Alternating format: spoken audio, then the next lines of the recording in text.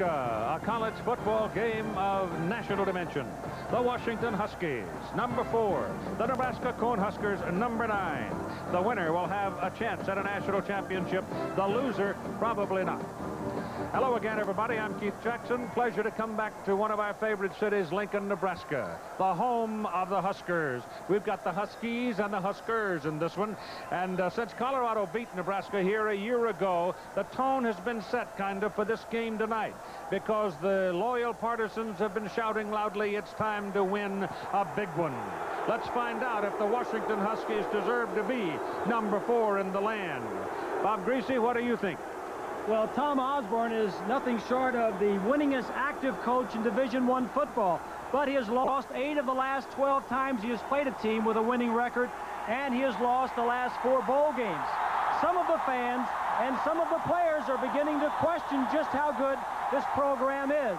They'll get a chance to prove it tonight against the Huskies of Washington. Look for this ball game tonight. Nebraska brings in the number 1 rushing offense in the country, and opposite them, Washington defensively is the number 1 rushing defense in the country. The key, obviously, in the offensive and defensive lines. Whoever controls the line of scrimmage will win the ball game. This series will end next year in Seattle, and that game may also be a very big one, because these two teams are, in fact, quite young. But this is a night for the Cornhuskers, they say, to make their point. I'm sure the Washington Huskies feel the same way.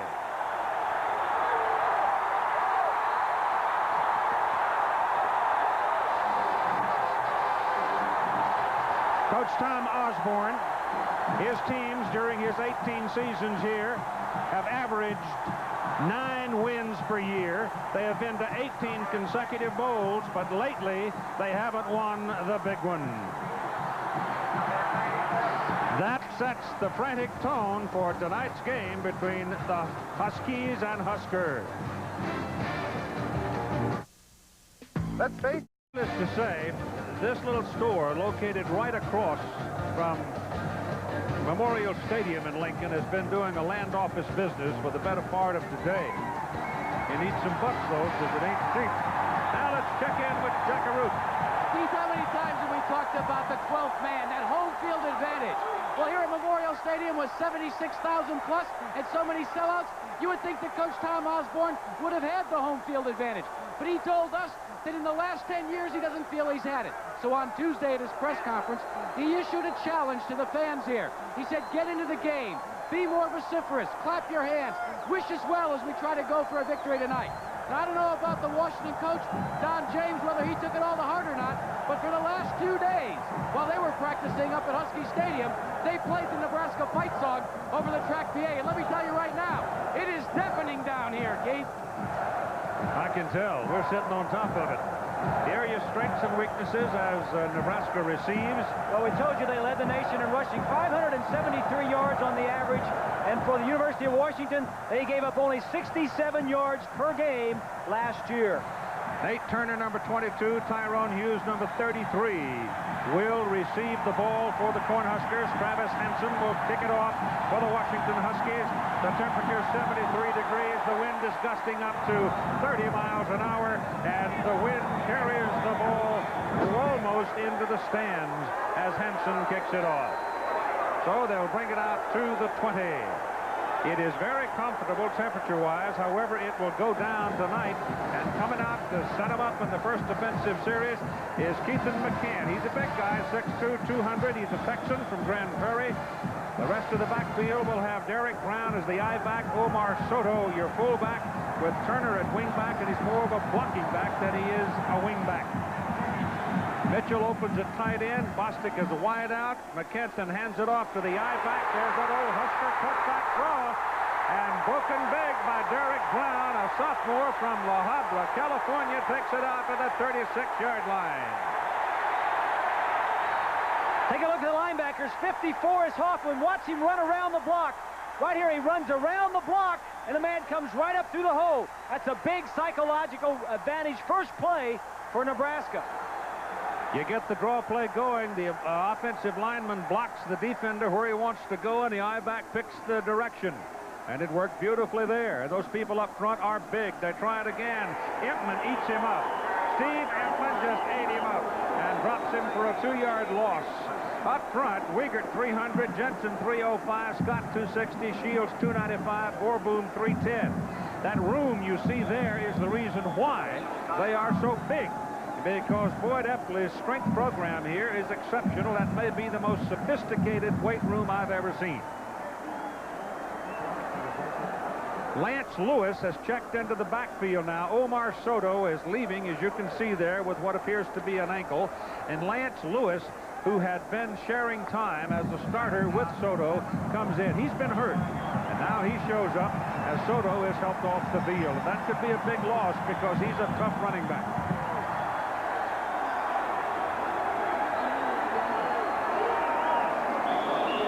Whistles and flags before the snap. The defense, and it'll give us the chance to set it up for you. They go with 3 down, and they set 2 backers up on the outside, making it look like a 5 and sometimes a 7-man front.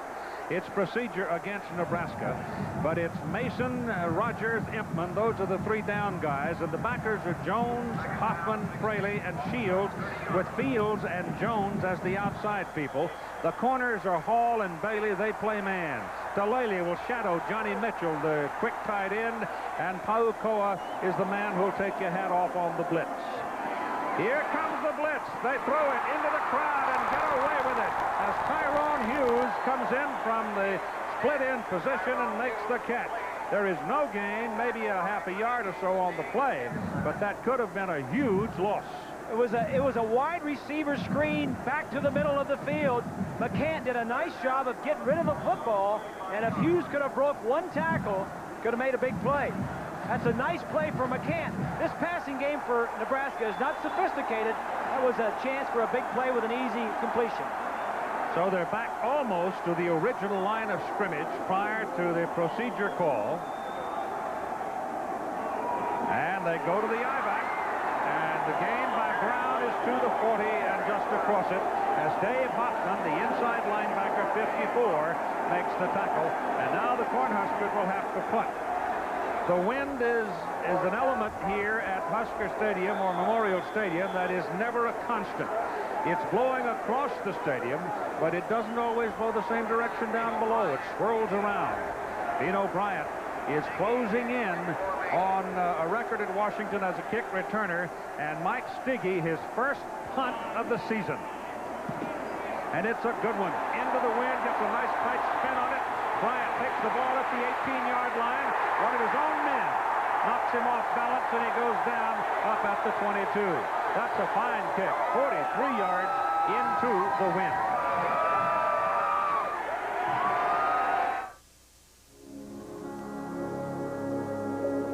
The quarterback, Billy Joe Hobart, big guys, flushed out of the pocket, roll down for a 1-yard loss. And the Nebraska Cornhuskers are pumped. The crowd is roaring. The strengths and weaknesses for the Huskies on offense. Well, the Huskies led the Pac-10 in 5 offensive categories. They returned 8 starters from last year's team. And for Nebraska, they lost 6 players, 6 starters to the NFL draft last year. They led the Pac-10, the Big 8 in defense, but they lost 6 of their players to the NFL draft. Second down, 11 as Hobart lost a yard. The ball is at the 21. And the ball goes to Jay Barry. Nothing there. We're waiting for the initial flow of adrenaline to subside here. It will in time. Billy Joe Hobart, 21 out of 31 against Stanford. He's a big guy, as I told you, 6'3", 225. Jay Barry opens the tailback. Matt Jones, your fullback. McCabe Bailey are the wideouts, and Aaron Pierce is the tight end. It is 3rd down and 11.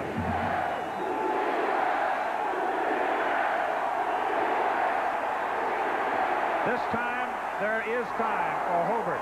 He throws a bullet to Orlando McKay, the senior out of Mesa, Arizona, and he goes down right around the marker. First down for Washington. So that will silence the crowd just a little bit. This is a big offensive front, too. You see both tackles are over 300, with the guards at 290 and 270, and Cunningham in the middle, Ed stands in at 285. Big people playing this game these days. First down for Washington. The pitch goes to Barry. Looks for the crack. Spins to the 34. That's the 2-yard pickup. The defense for the Cornhuskers of Nebraska, the 3 down guys are Raymakers, Engelbert, and Perella. Outside backers will step up and make it a 5 and sometimes a 6-7 man front, with the backers being Hill, Petco, Anderson, and White. The defensive secondary of Cotton, Carmerford, and Leggett. Cotton and Leggett are your corners. Cotton, for example, has a 40-inch vertical jump. In case you haven't checked it lately, just look at it. That's above your easy chair. When the wideouts for Washington, McKay and Bailey, go against the Nebraska corners, Cotton and Leggett, you'll have a track meet. They average about 4.4 speed. I mean, that's a quick group right there. Back goes Hobart. Billy Joe has some time. Buys Moore on a rollout. Throws underneath to his tight end, Pierce. It is broken up by number 99, Mike Petco, who is a senior from Servite High School in Anaheim, California, playing at Nebraska. Your comments were very accurate, Keith, about the crowd and the emotions. The thing that Washington and Hobart want to do is just try and make some first downs and take the crowd out of it. Now, he called timeout the last time because the football was on the ground, and if the ground is wet, when he rolls that ball over, it's going to get wet because they wet this surface before the game for better traction. On 3rd down and 8, Hobart lets it go big. McKay's out there, and it is incomplete. McKay fell down, and he is screaming because he felt Leggett stepped on his foot and tripped him, but he doesn't get a call. Soto, we're told, has been taken inside for x-rays on his right ankle. Lucky to get that one back. Leggett, number 3 in the red jersey, is going for the ball, and it looks like their feet do get tangled up, but no call is there is the right call because Leggett was going for their interception. Now the Husky quarterback, Hobart, goes back in punt formation with Corey Dixon, the man they want to handle it, number 1. Not a particularly good kick. It takes a soft bounce. Hughes comes up on the ball and almost slid over the top of it and almost lost it, and it was a foolish risk by Tyrone Hughes. He almost lost the ball. 9:59 to go in the first quarter. 42-yard punt. Brown as Steve Empman gets his 2nd tackle of the night. This is the top 10 of the Associated Press, and the top 3 guys idle this weekend. Florida, however, lost at Syracuse. And 38-21 score. You know, back in 1936, when the AP poll was first started, these two teams who are watching tonight, Washington's 5th and Nebraska was 9th. And as we play tonight going into this game, the Huskies were 4th in the AP poll and Nebraska 9th. So that's how close we are to what things were like back in 1936. But the game is different. Changed a little bit, hadn't it? We got a report on Omar Soto, the fullback for Nebraska. It's a sprain. He may not be back. Sprain of the knee and ankle area. Tyrone Hughes, number 33, checks in as Nebraska goes to trips at the top of the screen. 3 wide out. Keithan McCant takes off. He can run.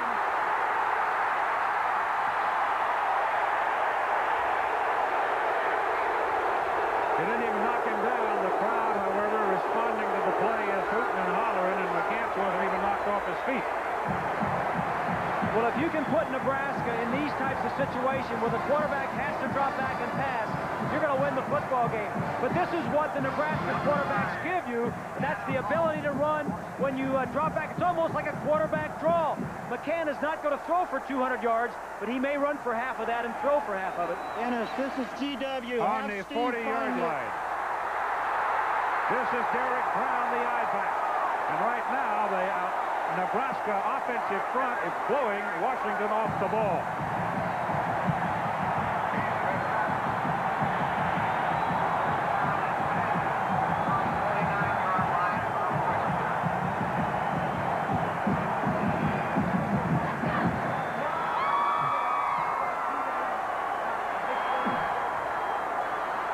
First down, Huskers. The ball is at the Washington 49-yard line. McCant rolls, throws. There's man wide open over there. Tyrone Hughes. He got completely away.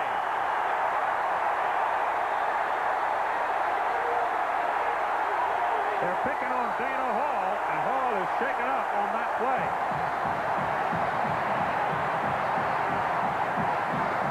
Well, the key to this aggressive attacking blitzing style of defense that Washington plays is to have good corners on the outside that can cover one-on-one. And Hall can do that. But they're going right at him right now. Unbalanced, open side of the field. It took it out to the yard back. Derek Brown. He cuts. It is touchdown, Huskers.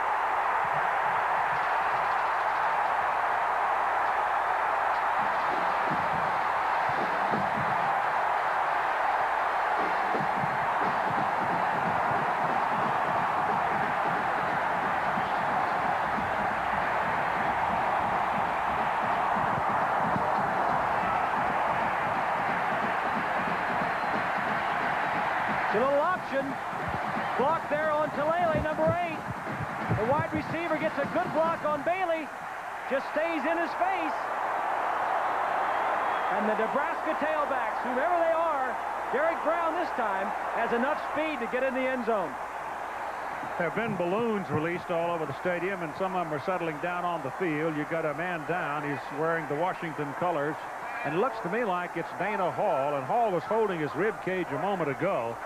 And he may have been dinged in the rib cage. So that's the second time he's been on the ground. And we've had Omar Soto out already with a severe sprained ankle. And now Dana Hall may well have some damage to his rib cage. The touchdown play was good from 27 yards out. This Hall, number 5, making the tackle. You know, it looks like his rib cage may have fallen on the shoe or the ankle, the foot. Yeah, but he got up a while ago holding himself in that very same place. Yes, he did. Brown now has 6 carries and 58 yards in the ball game. I'd have to guess where he's holding. That's either a bruised or a sprained area in the ribs. And that's a pain. Byron Bennett is in to try for the extra point as soon as time resumes. That hurts. If that's a cartilage, it can be a cartilage too, you know. It really hurts. It's not a serious injury. It's just a painful one. Bennett has missed 3 extra points this year. Stiggy, the punter, holds it. Kick is up. The kick is good. So at 8 minutes and 41 seconds to go in the first quarter, the Nebraska Cornhuskers take the lead 7-0.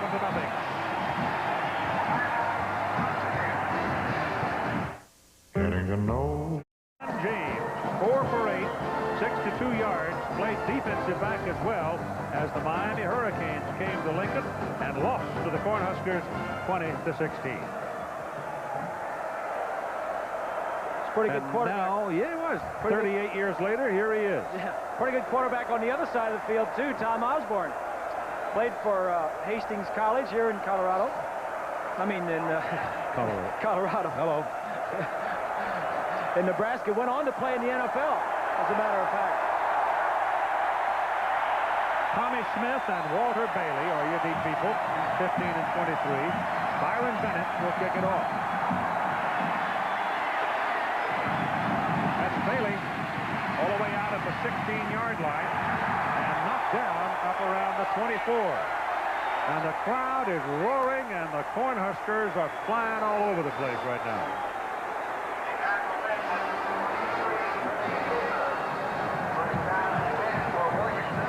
Let's go back. It's going to be an option. These men are coming. Watch the block here by the red jersey. Come down and block on number 8, Talele. Comes down, the option man gets a good block. I think that's Turner, number 22. He's the guy that worried Jimmy Lambright, the Washington defensive coach, because he's a big blocking back, what he is. This is Jay Barry, the tailback, 190-pound junior from North Glen, Colorado. And he moves from the 24 out to about the 27.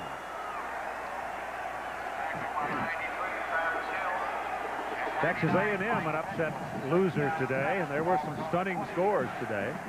Ohio State winning their 3rd of the season. Colorado buried Minnesota. 2nd down and 7. Herbert on 2nd down to throw it, goes to Pierce. 1st down out at the 40-yard line. Aaron Pierce is a senior from Seattle. He's a big tight end at 6'5", 240.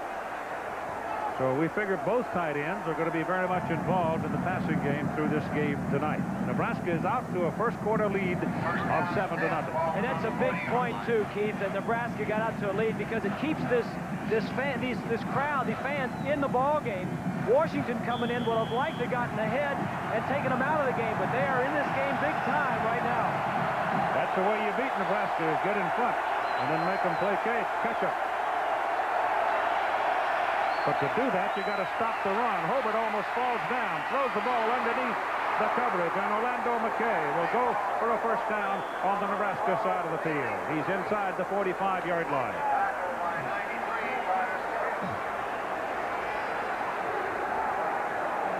There's almost always room underneath the coverage when you've got your linebackers tucked in as tight as these two teams play. Well, that's what Washington wants to do, spread you out and then find the biggest mismatch and then work on that linebacker or that defensive back.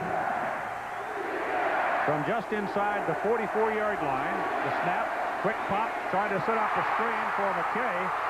That's a forward pass. Yeah. That's a forward pass. But they're scrambling for it and covering it just in case it had been a lateral.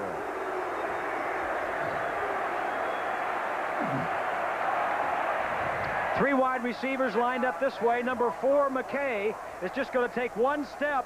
Hobart is going to fire out. Now, you do that because the man that was supposed to be covering McKay was off of him about 7 or 8 yards. McKay just started to run before he caught the football. Well, how does it go? If you're not covered, you're the hot man? That's a phase of the old run and shoot. A lot of times, if you're not covered, you know you're going to get the football. Trips to the bottom of the screen. 3 wide outs, and the 4th one is at the top. And Hobart back has time. Penalty flag down. Pass is complete to Mario Bailey, but you're going to get a holding call against Washington. That play's going to get wiped out. Referee threw the flag back to the line of scrimmage.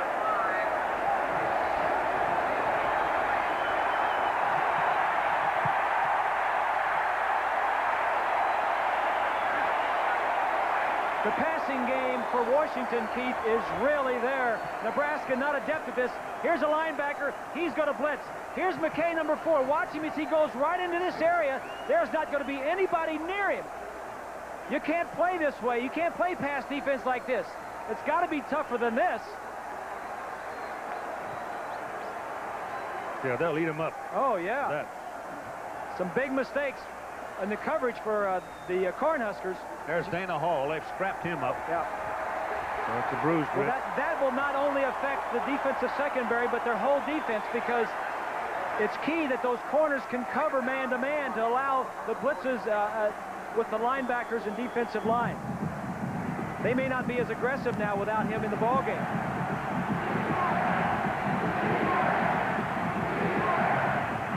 Second down and 20 as the ball comes back to the Washington 46. Huskers almost jump, but they get back out of the neutral zone, and here goes Bino Bryant. We saw Bino Bryant a couple of weeks ago at Stanford on grass, and with a sore leg, didn't appear all that quick.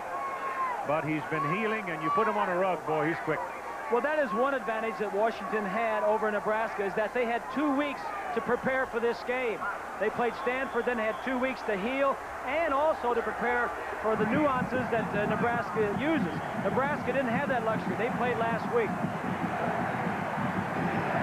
Matt Jones has checked into the backfield now for the Washington Huskies, along with Leif Johnson and Jay Barry. So you've got 2 fullbacks and a tailback in there. It's 3rd down and 3 for Washington. That's Billy Joe Hobart. Big guy from Puyallup talking to the referee, who is John Laurie out of Springfield, Missouri. This is a Big 8 crew. The umpire is Kevin Hart, the linesman Mark Hittner, Kent Houck, the line judge, Terry Porter, the field judge, the side judge is Phil Laurie, and Artie Falk is the back judge. And the pollen is blowing in off the cornfield, I'll tell you, boys. Is it getting to you? Tearing me up here all of a sudden. Third down. Could be a big play right here in the early going. They load it up on the right side, give it to Barry, and it's a heck of a defensive play by number 48, Mike Anderson, the inside backer, and you got a flag.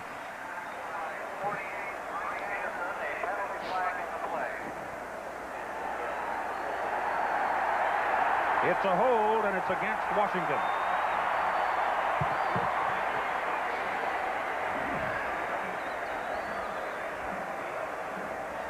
So the Huskies now have been caught holding twice in this possession.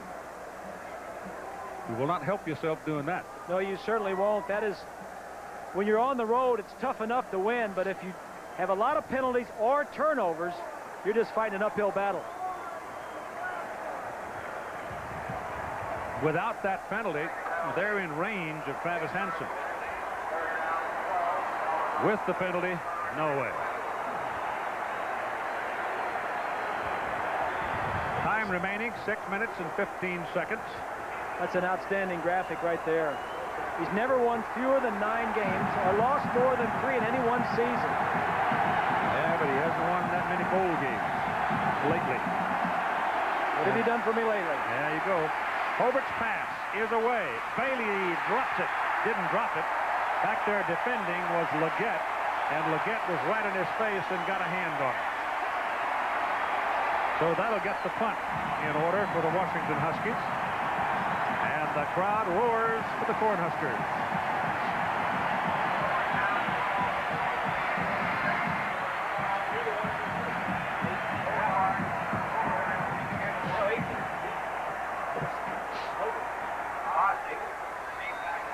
John Bostic, who is from Interlake High School, Bellevue, Washington, is the deep man for Nebraska. Billy Joe Hobart gets it up into the wind with a good spin on it, and the ball goes to the corner. It's a good kick. Great kick. He keeps on walking, comes out, stops just short of the 7-yard line. And that's where Nebraska will go to work, a 40-yard punt. Old Coffin Corner kicked that. Next Saturday, ABC's College Football brings you an afternoon of action, first at 12 Eastern, 9 a.m. Pacific time. That's noon Eastern and 9 o'clock in the morning on the coast. The #1 ranked Seminoles of Florida State and the 3rd ranked Michigan Wolverines. At 3:30 Eastern and 12:30 Pacific time, we have regional games for you. Georgia Tech, Clemson, Colorado, Stanford, Pitt, Minnesota. Check your local listing. Here comes the I-back, Derek Brown, and picks up a couple of yards before Dave Hoffman, the inside linebacker, takes him down. Chris Zizda is in there at a guard position now for Nebraska, number 64. They're all big. He's at 285. There's a look at your comparison. Mainly, that's a lot of size in the offensive line for Nebraska. Washington does it with speed and quickness. There's only 2 big guys in that line. The rest of them can all run. Number 10, William Doctor, backing out of the picture there, has replaced Dana Hall. Keithan McCant keeps it, and he's dragged down just over the 10-yard line.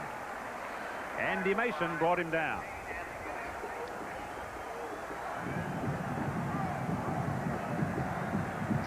There's William Doctor. He's a senior out of El Paso, Texas. Has played a lot. Certainly has. Had 2 interceptions last year. Has played a lot of games, started a lot of games for this ball club over the past. Vince Hawkins comes in now. He's an ex-I-back out of junior college. He's from New Orleans. He's in replacing Turner at the wing-back spot, blocking back. Here comes McCant, taken down from behind. And so the Huskies send a man trailing on the play, Talele. And Talele, the rover, or the strong safety, if you will, right there, number 8, pursued the man and brought him down. This is one thing that Washington should be good at, and that is pursuing the option, because they have a lot of speed to run from sideline to sideline. With Nebraska leading 7-0 in the first quarter, they go to the punt now with Bino Bryant, 29 back, and 47 Mike Stiggy. Stiggy had a 43-yarder his first time into the win. This time he's got to kick it out of his end zone, and the Washington Huskies want to talk about things. Time remaining, first quarter, 4:02.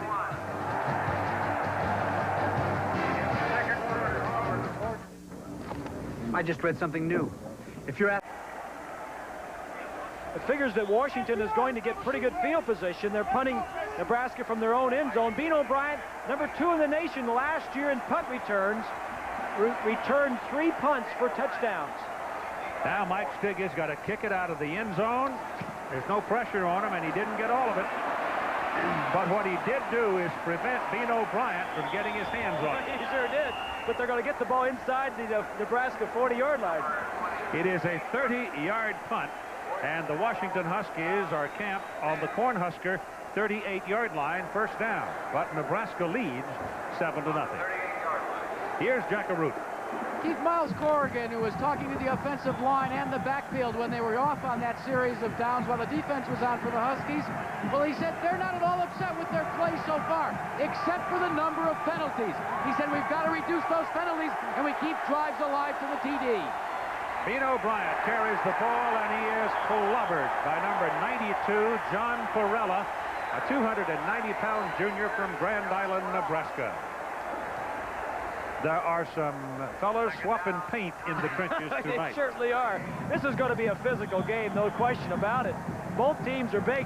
We mentioned Nebraska lost 6 defensive guys to the NFL draft. Take a look inside at the hand fighting going on. That's Perella, number 92. That's a hit, folks. That's a major league hit. Billy Joe Hobart back to throw it, getting some heat, gets his pass away. The pass is incomplete. He threw it right down the alley where there was nobody, and it got rid of it and didn't take the loss, because Trev Alberts, number 34, was about to jump his moon. Billy Joe wanted to make sure that the receiver knew that he was expecting him to go one way, and he went the other way. Hobart is now 3 of 8 for 42 yards. Not a very good start. This is only Hobart's second collegiate start. It is. That's for sure. He went big time in his first start, though. He's not burdened with a whole lot of wisdom yet. That may be good. Back to throw it. Gets it off, and it is incomplete. Mario Bailey was downfield, and Bailey was being covered by Kenny Wilhite. Nowhere to throw it, Keith. Nope. Everybody's covered. The crowd gives him a hand. At 3:07, Washington's got a punt. Last time, Hobart knocked it out of bounds at the Cornhusker 7. That was a big series. As you take a look at Bostic to receive the punt, big series defensively for Nebraska. We've been talking about Washington defensively. As you take a look at Hobart, Nebraska's defense was pretty good last year in the Big 8. Hobart's punt got a lot of spin on it. It'll sail into the crowd. It went into the stand. So it'll come back out to the 20-yard line with 3:01 to go in the first quarter. And Nebraska leading 7-0.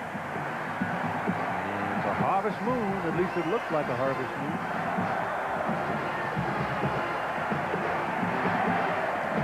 At the conclusion of tonight's game, we'll choose a Chevrolet Most Valuable Player from each team for the 21st year. Chevrolet Scholarship Program, giving $1,000 to the General Scholarship Fund of each school.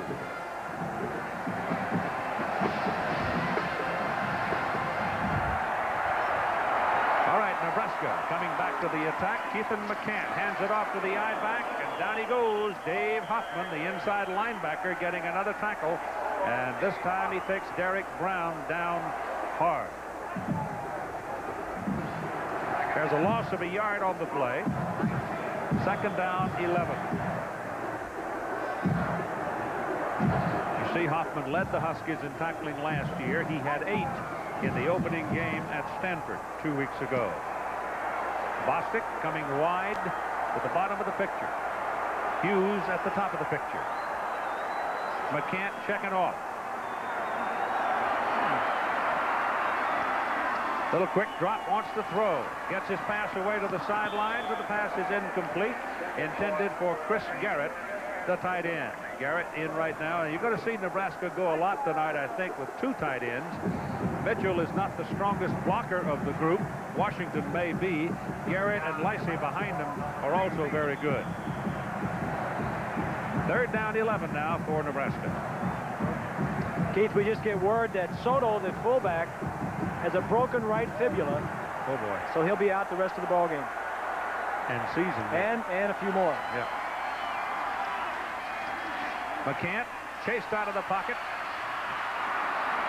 He will not get, however, much advance. There's a penalty flag back there around the 13-yard line.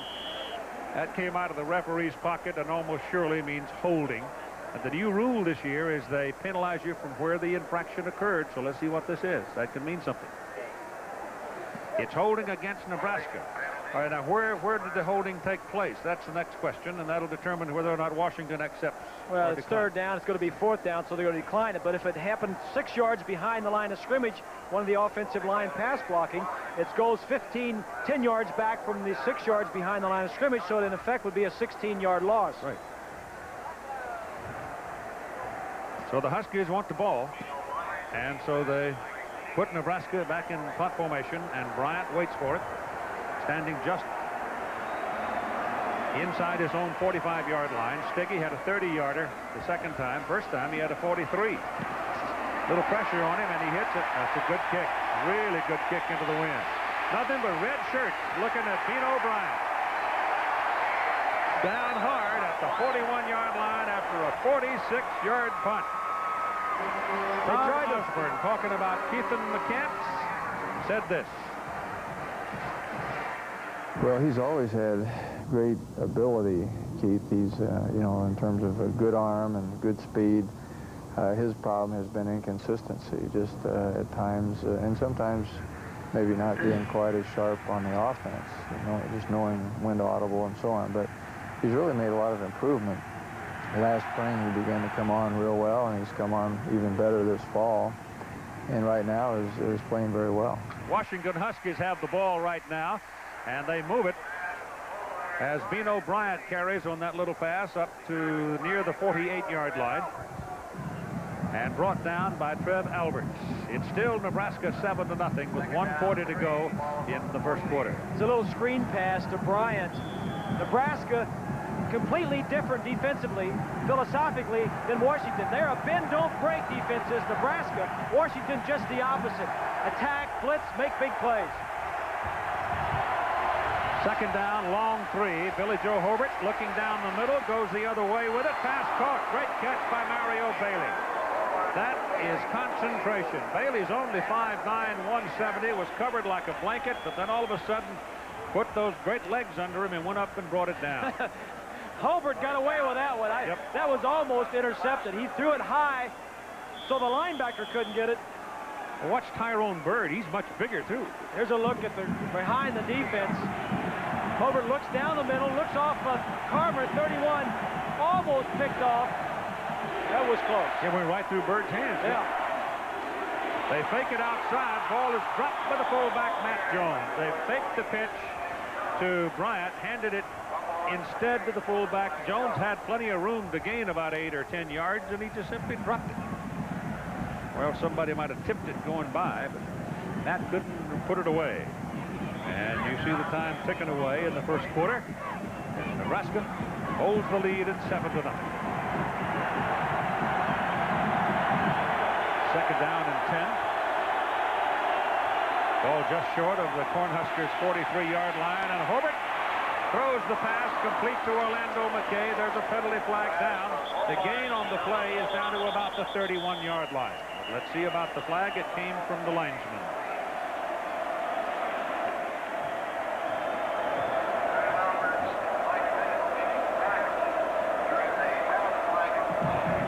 Holding. Huskers. 3rd time they've been caught holding, and Don James is not happy. Well, he shouldn't be, because it was a good call. Take a look right here. Number 70, Mala Mala, is going to be holding. This call came from the side judge, and he looks at the in-man line. Left hand of number 70. Look at this. That was a good call. Don James has no complaints about that, unless he's yelling at his own man.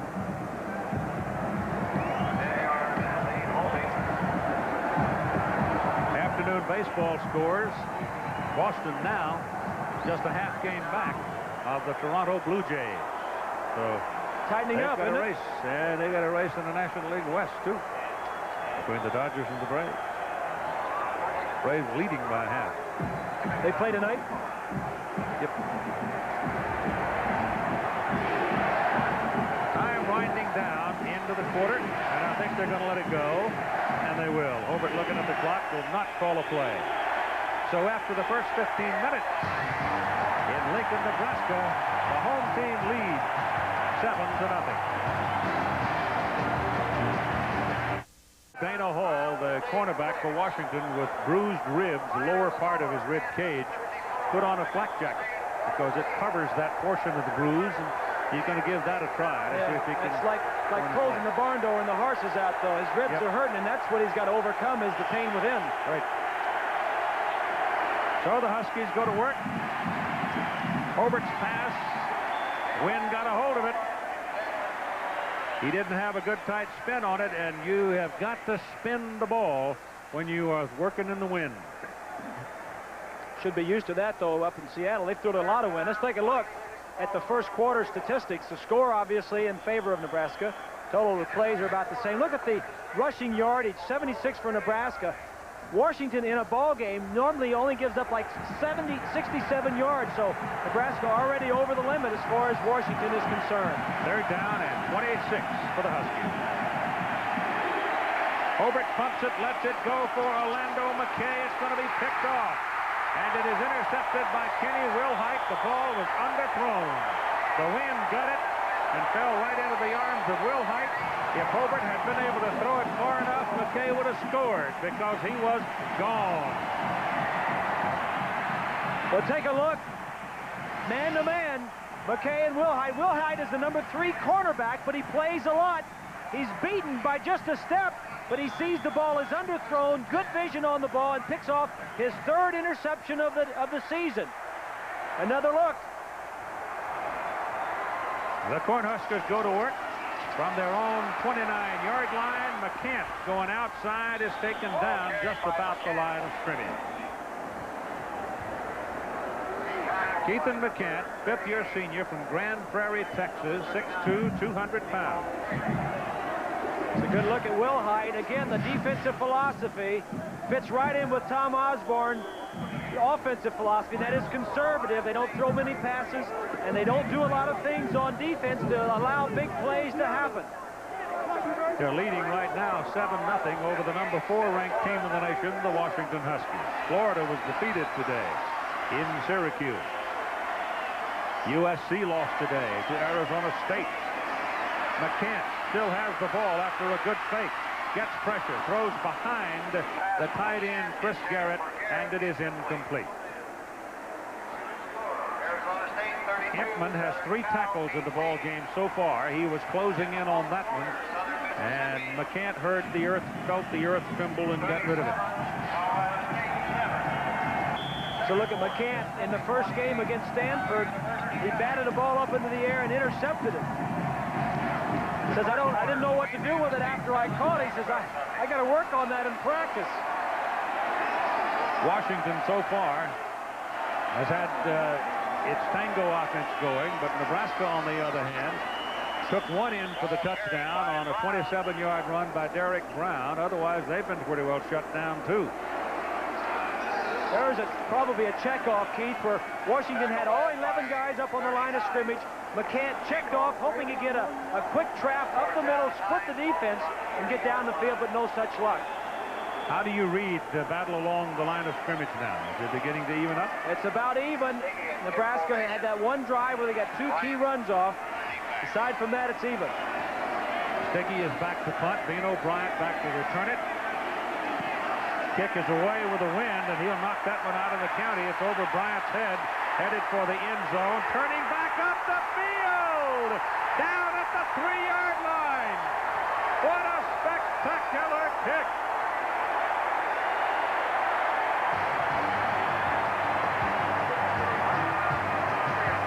"68-yard punt."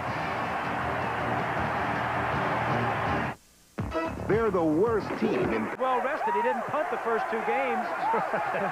Fresh leg. Well, it's gut check time right here for the Huskies in this first half. Nebraska obviously going to load up and try to pin him in here. They give the ball to Matt Jones, and Jones finds some daylight sliding off the left side, running behind Mala, and he gets out near the 9-yard line. So from the 2 to the 9, that's 7. And it's 7-0, Nebraska leading. Hurt on the play is Perella, the defensive right tackle for the Cornhuskers. Washington, first half possession. Look at the third one down. They got the ball on the 38-yard line in Nebraska. 3 plays and they had to punt. They've not done anything with it when they've had it.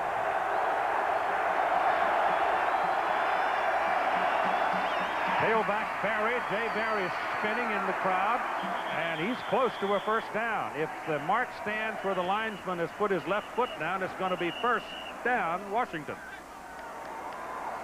So they'll sort it out. Looks like they'll bring the chain zone, and while they do that, let's pause 5 seconds to allow our ABC stations to tell you who they are.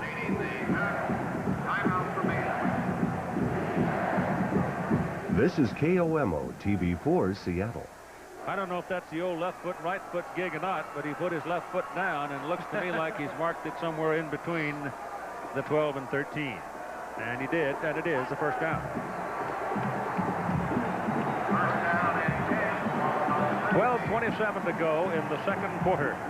Last year, the Washington Huskies, this is what they did in the Pac-10. They were dominant. In fact, the Huskies dominated the entire Pac-10, averaging over 30 points every time they won a game in the Pac-10. Hobart pitches it to Barry, and Barry got a block on the turn.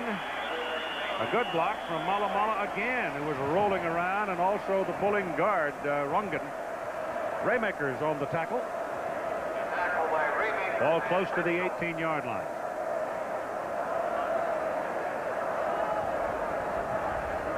Pick up the flag, no penalty.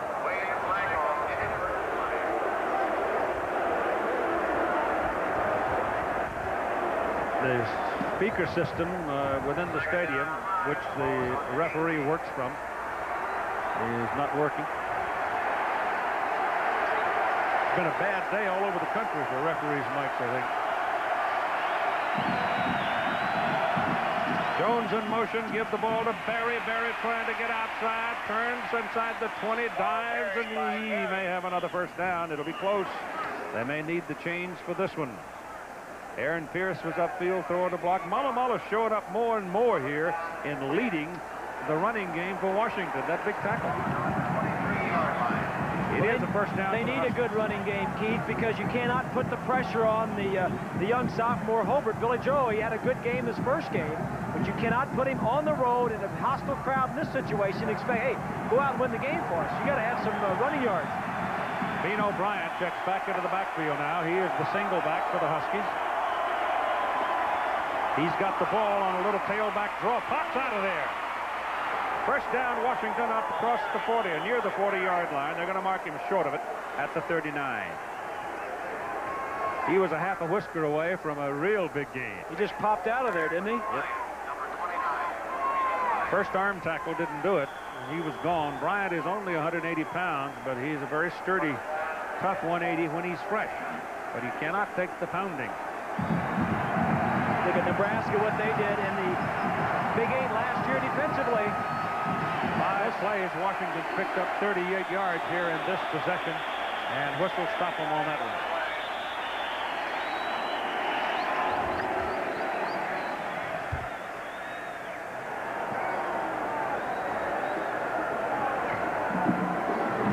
Movement in the Washington offensive line.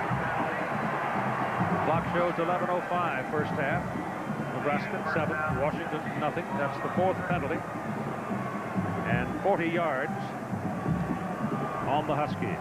Penn State leading BYU 10-7. And of course last Saturday night at the Coliseum in Los Angeles we saw Penn State get shocked. Southern California suffered their second shock of the season today. Hobart back to throw it. Swings it out. They set up the screen out there for Bino Bryant, but Bryant and the would-be blockers are not together. In between them are big fellows wearing red, and David White made the tackle.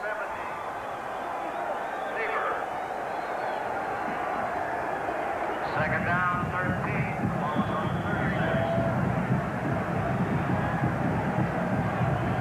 Red Raiders of Colgate.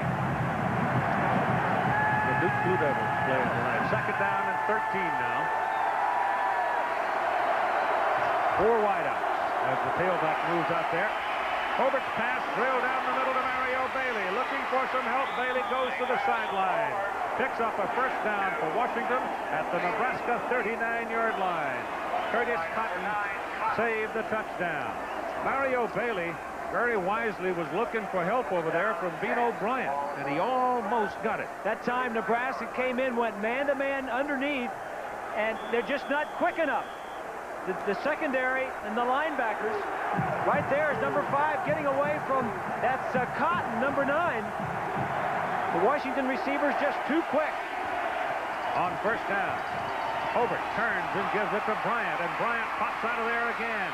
Bino Bryant dives inside the 25 and bounces down at the 23. Good blocking up front for Bino. He's doing it. Take a look at the offensive line. 75 is Kennedy. Center is Cunningham, number 79, blocking on 73 Newton. Big hole up the middle. This is the man they want to get the ball to. Good speed, fastest man on the team. 4.3 speed. 3 wideouts to the top of the picture now on first down. Hobart goes with it hard. Bullet is good to the 10. The man falls down inside the 10. Curtis Gaspard, number 17. It'll be first down and goal to go Washington. Well, take a look at the outside receiver. He's going to come down and hook to the inside. Everybody else is going to clear out. He's going to be wide open on the inside. First down passing, a great time to pass. The receivers, flare control, help out, and a nice throw. A lot of receivers open for Washington. First and goal from the 9. Quarterback draw, Hobart. Touchdown, Huskies. He caps a 98-yard drive. Mo has put on a white shirt.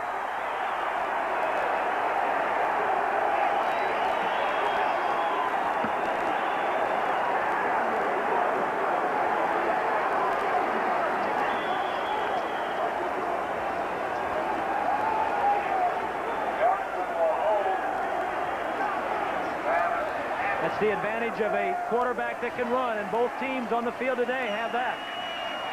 Eric Bjornsson, backup quarterback, has the high snap go right between his fingers. Travis Hansen comes back to cover it, and the extra point is missed. That was a bad snap. That could be a big play all night long, too. Bruce Bailey is the snapper, and Bruce, number 88, is going to let that one get away. Here's your touchdown. Quarterback draw. Watch the block on Anderson, 48. And he's just going to run away. Big play.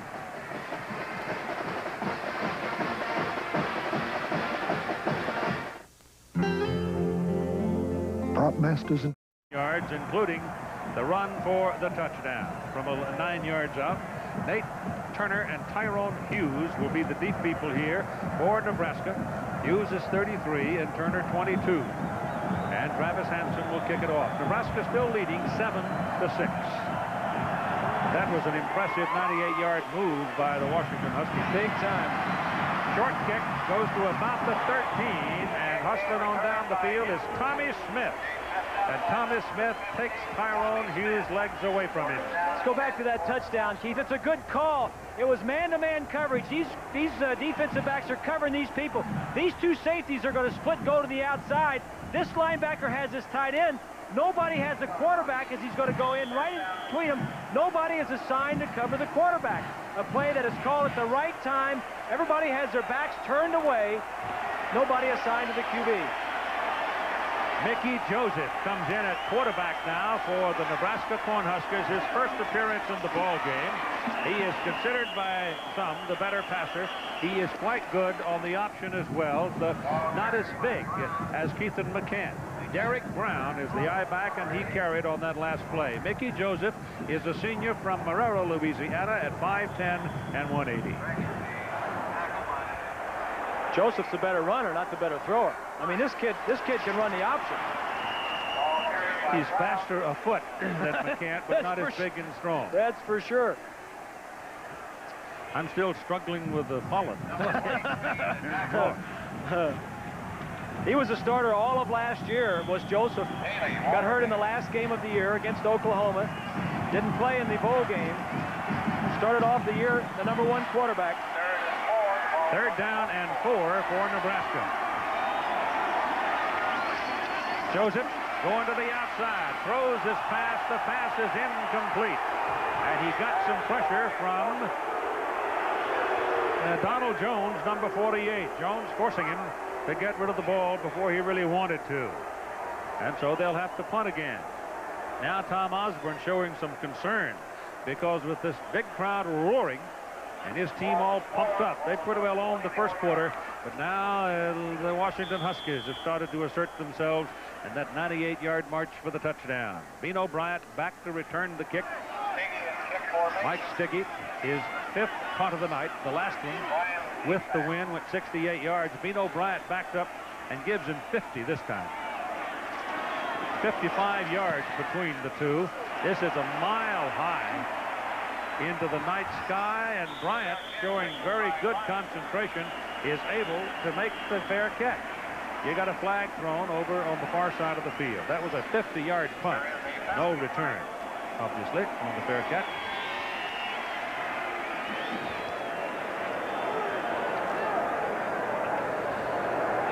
Clipping.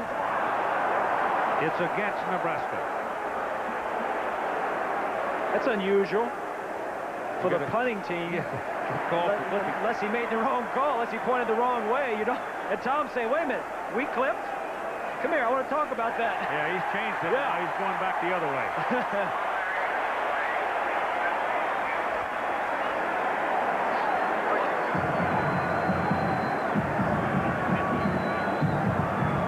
Still stands as a 50-yard punt. 7:55 to go in the first half. They're debating now exactly where they want to put the ball.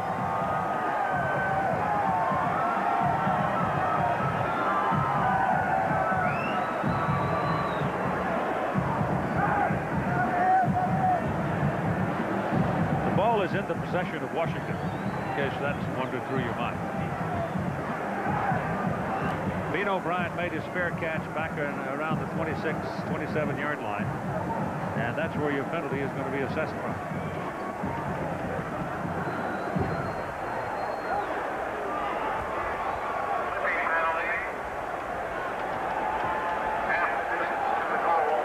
It's tough enough to win on the road, Keith, without turning the ball over or committing senseless fouls and penalties. In case you wonder, under the new rule, you know, that could have been gone the other way, but the clipping occurred way upfield, far beyond the point of possession. That's why the penalty was marked off from the point of possession, the line of scrimmage, not this spot of the foul. And he comes back to the 13-yard line, and there the Huskies will go to work as Bino Bryant is in at tailback and carries up to about the 16 for a pickup of 3 yards. Gain of 3, 2nd down, 7 coming up. ABC Sports will be at Soldier Field Monday night for our NFL presentation. Chicago Bears hosting the New York Jets. The Baylor Bears are pretty good this year, too. Billy Joe Herbert is pursued and brought down just about the line of scrimmage by Mike Anderson. But ABC's Monday Night Football will be on the air at 9 Eastern Time from Soldier Field in Chicago. Jets gave Buffalo a scare last week. Almost had them. Yep. The Monday night guys may have to rest. Had them working today, didn't we? Yeah. Show them how easy college football is.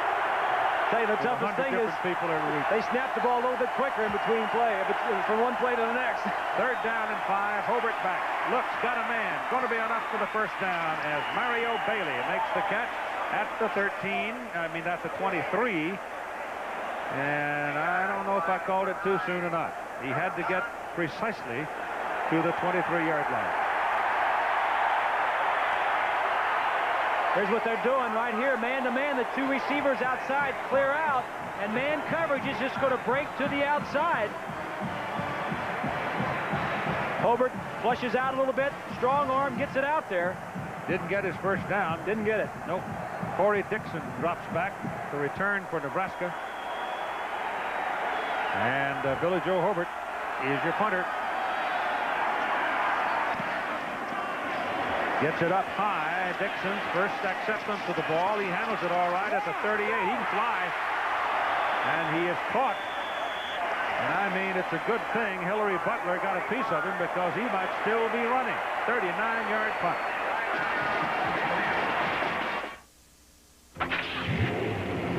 Quarterback, and he just drilled a shot to John Bostic. And a pickup of some 7 or 8 yards for the Cornhuskers. So there's a look at Johnny Mitchell, one of the tight ends, 3 or 4 good ones. He has 6 catches on the year, 2 for touchdowns. Last year he had 11 catches, 7 of which were for touchdowns. So he is their big play guy. If they're going to get a big play, it'll probably come to Johnny Mitchell. 2nd down and 2. McCant gives it to the I-back, Derek Brown, and Brown will have the 1st down as he pops it to the Washington 39. You saw a moment ago in those numbers that Washington had possessed this quarter, but now the Cornhuskers flared it up again. Here's Jack.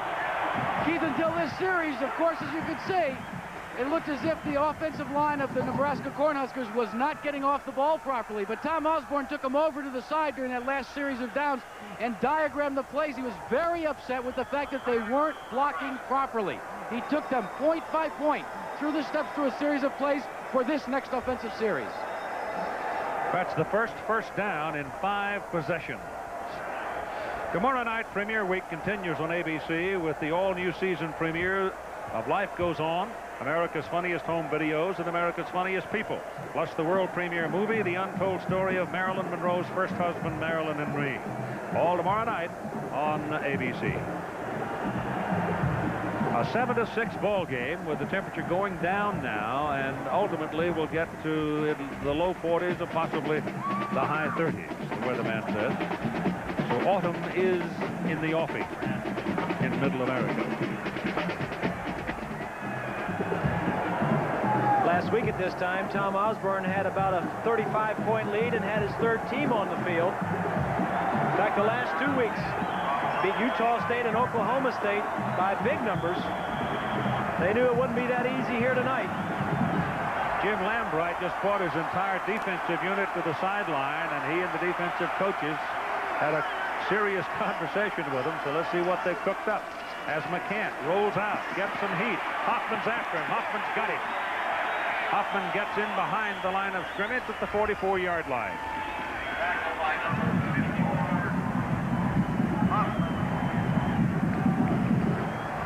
Second time McCant has been sacked in the ball game tonight, and it brings up a 2nd down and 14.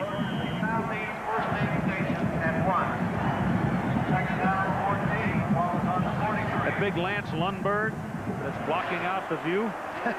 He's 6'4", 305 from Wausau, Nebraska. Got some depth on that offensive line. Oh, they really do. They got 6 tackles around 300 pounds. Not much there for the I-back. They swarm it.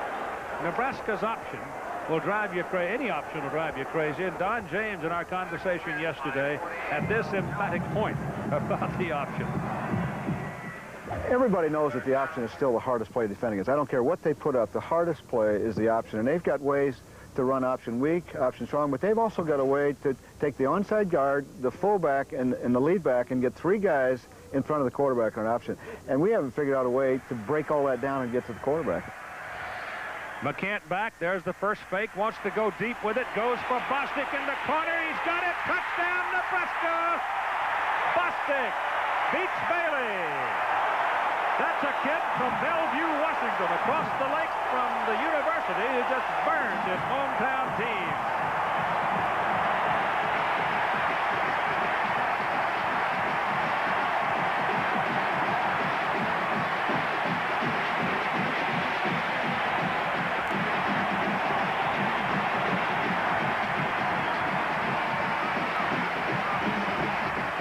That should never happen, Keith, on 3rd and 13.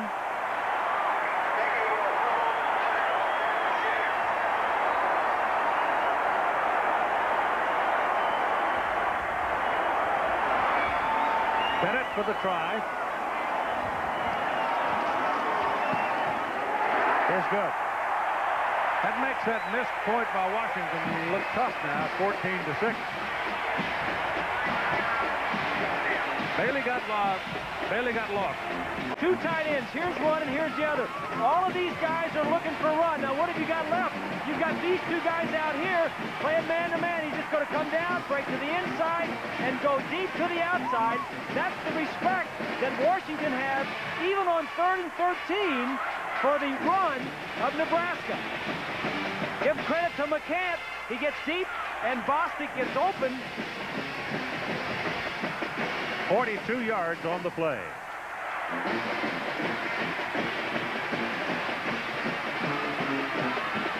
That'll get him some boo-hiss when he goes home to Bellevue next year.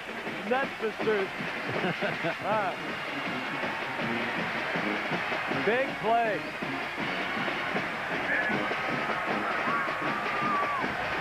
He knows he's got him one-on-one. He's like a cork in Whitecap, didn't he? Tommy Smith and Walter Bailey are deep. That's a very short kick. It's taken by Smith. Tommy Smith, big, strong guy, 6'2", 210 from Lancaster. California is hammered. But he delivers some punishment of his own as he brings it up the field. And the Huskies now trailing by 8. At halftime, we have the Prudential halftime report with Roger and Coach Bo Schembechler.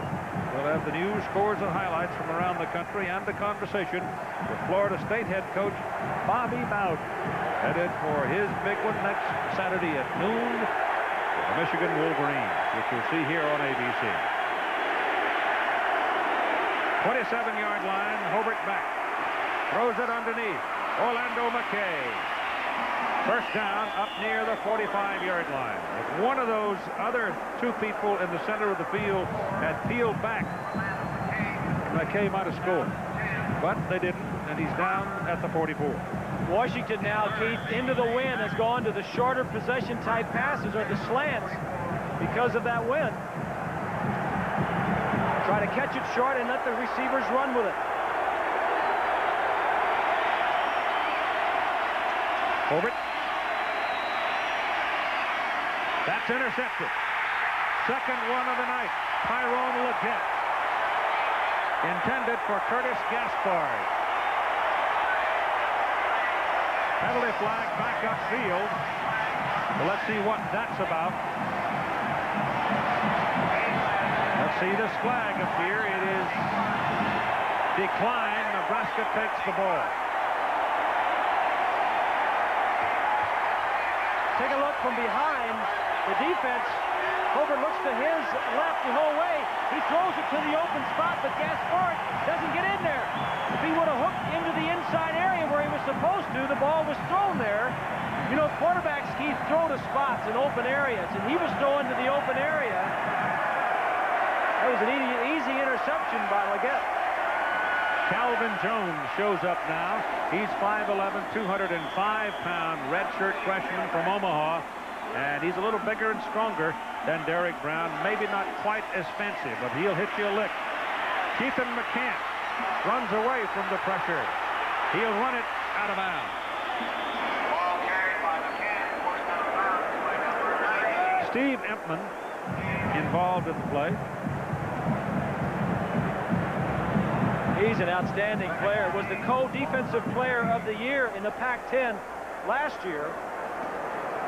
He is just a real load, like a raging bull out there. Grew up on a farm.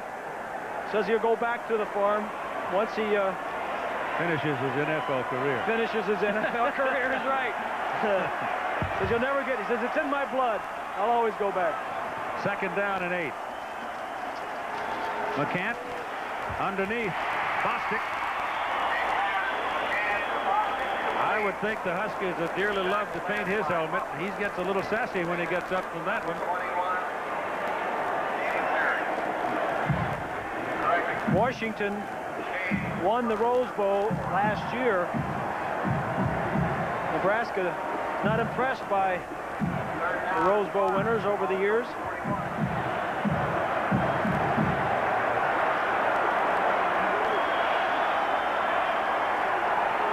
Third down and 5 for the Cornhuskers. Pressure coming from the weak side. The pass is thrown short and caught by Nate Turner. So they do use the wingback occasionally in their passing attack. And Turner slips out there by himself and picked up the first down. The defensive back, Bailey, was so far off of him. It was just a quick out, 5 or 6 yards and out. I think these corners for the Huskies are a little bit afraid of being burned. They've been burned a couple times tonight, and they were some passes open a couple weeks ago. McCant back to throw, has very good protection. Now it breaks down a little bit. But the Husky linebacker that penetrated on the defensive end, Andy Mason, was not quick enough to contain him. Well, McCant just stepped away from him and moved the ball upfield. Well, he was going. He wanted a big play to Mitchell, his tight end. And they weren't about to have any. Here's Mitchell right here. He's going to go straight down the field, and 2 guys will lock onto him. Play action toward the middle line of scrimmage, trying to hold everybody. Mitchell with 4.6 speed. He's the one that's caught 9 touchdown passes and 17 receptions in a year and a half. 2nd down and 6. Here goes the big guy, Calvin Jones. And Jones blows through the hole and down to the Washington 36 and a Cornhusker first down.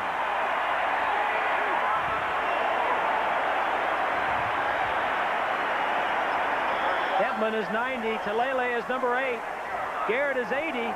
Just a crack in there, just a crease.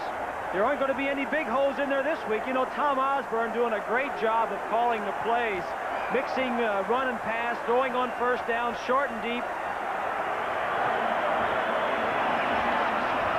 McCant down, sacked behind the line of scrimmage. That's the 3rd time, and this time Andy Mason got his man, number 13. So the loss is back outside the 40 to the 43. This defense will do that to you. They'll make you look bad. They blitz a lot. They'll make you look bad, embarrass you, some negative plays, but they'll also give up some big plays, what they've done here tonight.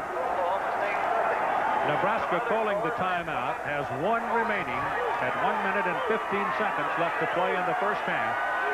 And the Cornhuskers are leading 14-6.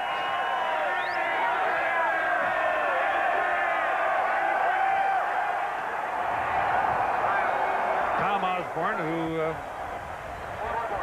had some heart trouble earlier this year. Tall, lanky fellow. Was a flanker with the 49ers for a year, then with the Redskins, and then went to coaching. Bob Devaney. Bob Devaney announcing that he's going to retire in 1993. And will forever and a day, his shadow will be on this university. Did you know that General John J. Pershing was the math teacher here at the University of Nebraska? No, I didn't know that. And Charles Lindbergh learned to fly here? Here's the long looping pass downfield. It is intercepted by Dana Hall. So this time, McCant looking deep. Couldn't get it all the way downfield to Tyrone Hughes, and Hall at 6'3" made the turn in his flak jacket and made the interception. Be to the right side, and let's give some credit to Dana Hall, who went out with that rib injury earlier, put on the flak jacket and came back in, sees the ball all the way and makes the interception. He had 3 pickoffs last year, and that's his first one. Wind does not always help carry a projectile either. Sometimes it'll knock it down, and I think it did in that instance. So the Huskies with 2 timeouts remaining, will go to the ball at first down on the 8-yard line, and Bino Bryant will work his way out near the 11 for a short pickup. And 1 minute, and now we're inside 1 minute. A tackle by Redco. And 67, Greenacres. Second down, 7. Ball's on the We got a lot of double numbers. You see a lot of same number, but you see it on opposite sides of the ball. Like Dana Hall wears 5 and Mario Bailey wears 5. One's defense, one's offense. This is Bryant, big hole, right side. Outside he goes. First down, Huskies. At the 28-yard line. Half a minute to go. Chains are being moved. The clock stops. And Washington going without a huddle. Well, their attitude is here, if we move the ball down the field, we'll stop it. But if not, we just want to run it out. Bryant has 75 yards on 7 carries. Billy Joe Hobart's pass to the sidelines. The pass is good to Matt Jones, and Jones gets out of bounds to kill the clock after a 9-yard pickup. The key factor here for Hobart is you're going into the win, and you're just before halftime. No big mistakes. If we can get it down and maybe get a shot at a field goal, fine. But the critical thing is, and the thing foremost in your mind is, no mistakes. He's already had 2 interceptions in the first half.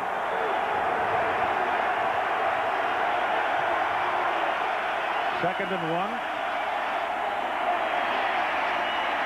Down the middle, Bailey's there. First down, that'll stop your clock again at the Nebraska 48-yard line. You've got 13 seconds to go in the first half.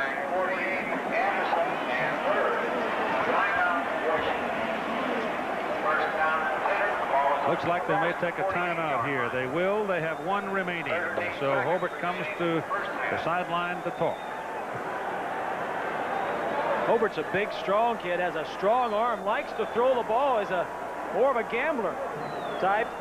Mark Brunell, the quarterback that played for him last year, was the Rose Bowl MVP. There's a look at him right there on the left. Had knee surgery in the spring, serious knee surgery, had an anterior cruciate repaired, is already back. He should be ready to play in a couple of weeks. Billy Joe Hobart, who Brunell won the job from last fall, and Brunell led him to the Rose Bowl. Hobart's got his chance now. I like this kid. He says he's big, he's bold, he's brash. He says I like to take control. He says I like to yell. He says I like to cuss. I like to spit. I like to get things going. Well, 2 interceptions are going to bother him for a while before he gets back to the supper table. He gets it off. Gaspard makes the catch down at the 31, and that kills your clock with 7 seconds to play. And the Huskies spend their last time out. Now they got to make the call. Do you go ahead and send in Travis Hansen for a field goal try with the football marked down at the 31-yard line? A lot of times, just before half, at the end of the ball game, the center of the field will be open because everybody's playing zones, first of all, and secondly, they're playing so deep. Travis Hansen has not tried a field goal in the real world this season. This would be a 48-yarder, and it is into the wind. How much? I can't tell you, because up where we are on top of the stadium, it's howling. Down on the inside of the stadium, it's swirling. Last season, Hansen was 3 out of 4 in field goals between 40 and 49. His brother Jason's an All-American over at Washington State. He has a huge leg. Comes from good stock. Yep. So here is the younger of the brothers. Bruce Bailey is in to snap it. Last time Bruce snapped it, didn't work too well. Bjornson's going to hold it.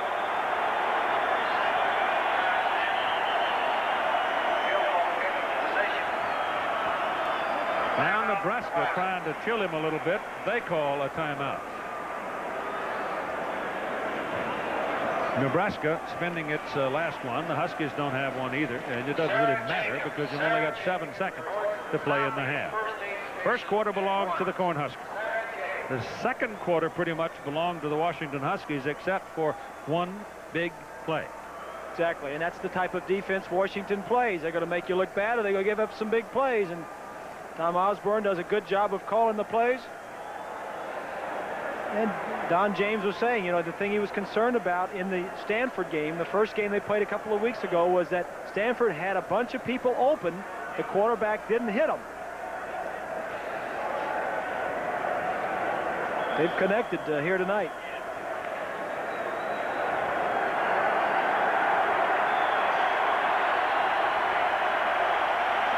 All right, let's see if they can make this work.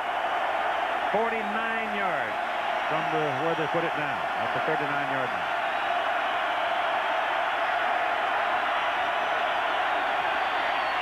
Nope.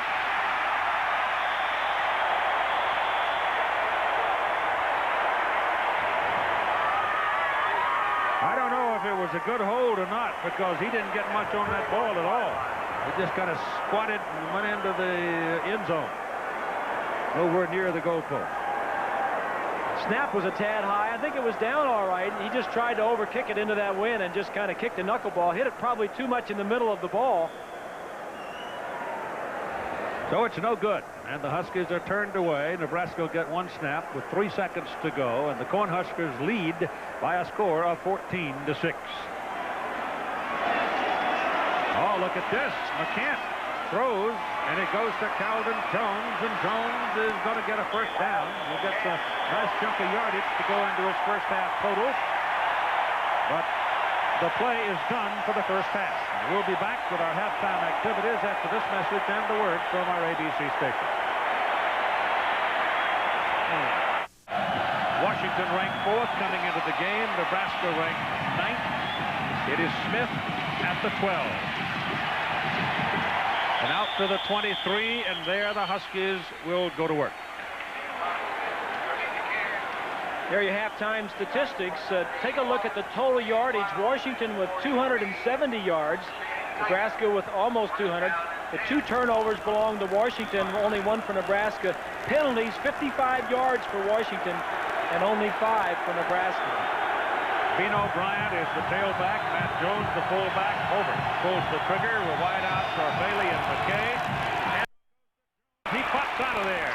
Matt Jones from Portland, Oregon, blows his way to the 37-yard line and a first down. The Huskies open with Cunningham, Longden and Caligus, Kennedy and Malamala. The tackles pierce the tight end. The wideouts we gave you, that's the way the Huskies start the second half. Only change being Bryant is your tailback instead of Barry. Crowd roaring at Memorial Stadium. Bryant trying to change his pace. Leg buckled under him. He goes down for a loss of about 2 yards as Mike Anderson takes him down. Nebraska opens with Raymakers, Engelbert, and the defensive bunch. Perella is back in there. Perella was the man who was shaken up. You see the offensive leaders for Washington, with Bryant totaling 75 yards in the first half. Most of that yardage for Washington came in the second quarter. Second down and 12. Hobart goes good to Jones out of the backfield. The fullback hammers into one of the Nebraska defensive backs. Leggett tries to put him on his numbers, but couldn't quite do it. And I think he's a little bit short of his first down.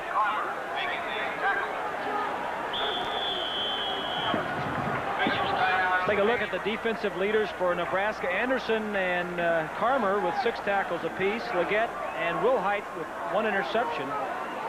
Keith, I think it's interesting to note that Washington had the choice in the second half and decided to receive, but Nebraska chose to kick into the wind, thereby getting the win for themselves in the fourth quarter. Very important. Little bit short. Now let's check in with Jack.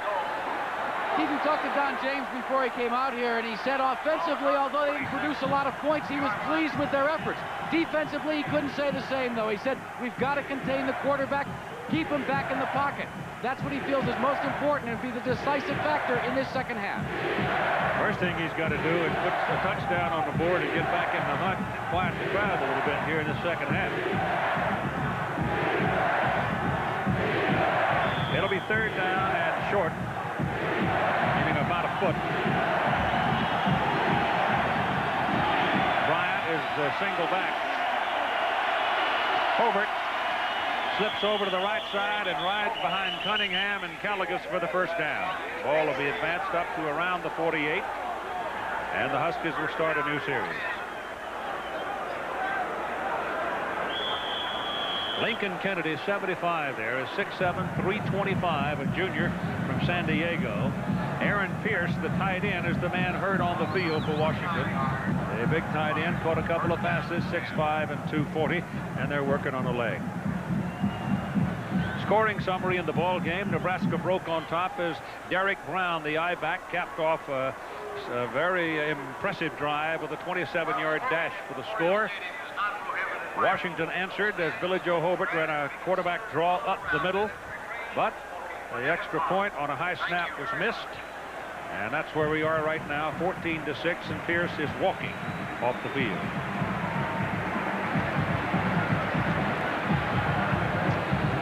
So that looks like it might be good news as Aaron Pierce is able to walk off the field, and Mark Bruner, who is a true freshman from Aberdeen, Washington, 6'5", 230, comes into the game.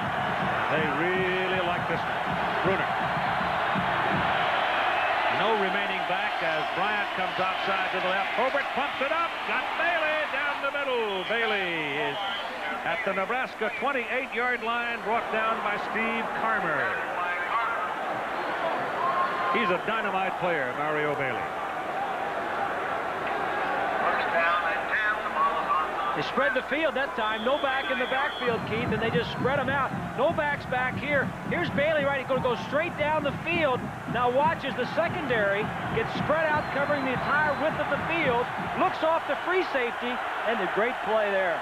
Call at the 29-yard line. First down, Huskies. Ball is handed away to Matt Jones, the fullback, and Jones is down at the 26, and let's go to Roger Twabble. BYU fumbled the second half kickoff, and watch Jerry Collins. 5-yard touchdown run will cap a 5-play, 27-yard drive, and Penn State leads BYU 17-7. And what about this score? Utah leads Oregon 24-3 in the second quarter. Let's go back to Keith. Oh boy, this has been a rough day for a lot of unexpected folk. Bino Bryant steps up now into slot. Here they come. Trips, blitz on, pass high. He had Bailey. Bailey was in front of Tyrone Bird, and Hobart missed him, and he's now 10 of his last 12. Just overthrew it. Nebraska coming out of their conservative bend but don't break zone defense, came up, put some pressure on him. Hobart saw it in his anxiousness to complete the pass, just overthrew it. Ball is resting at the 26-yard line where it is 3rd down and 7 for the Huskies. And again, they've got 3 wideouts up there. Hobart passes away, and he missed it.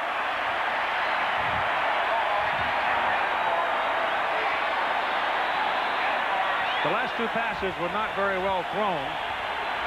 Gaspard appeared to be the man in front of Wilhite. But again, a trailing wind sometimes can cause you just as much trouble as throwing into it. And there was good coverage, Keith. The Nebraska secondary with good coverage, close man-to-man, and there was really nobody open downfield.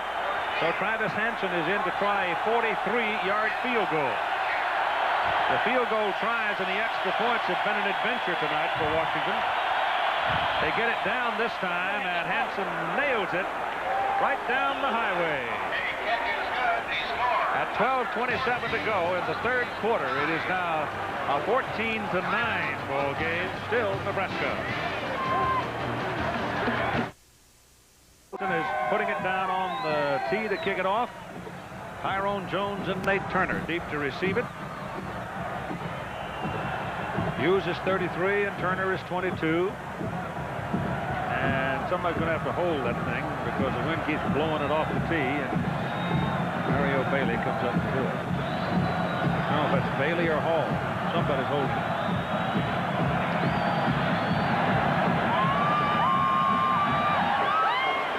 That should go to the end zone and beyond. It goes back into the middle of the end zone, and Hughes will not return it. And Nebraska will bring it out first down at the 20. Travis Hansen is holding his back as he goes back to get the tee. Let's see what happens to him when he comes off. And he looks all right now. He was holding his back. All right, here comes Nebraska. McCann. Brown is the I-back. Lance Lewis is the fullback. Pitch it out to Brown. Coverage was there, but Delele missed the tackle. Delele had him in his sights, number 8, and Paxton just simply missed him as the elusive Derek Brown turned upfield. And he made something out of that play. He made 6 yards.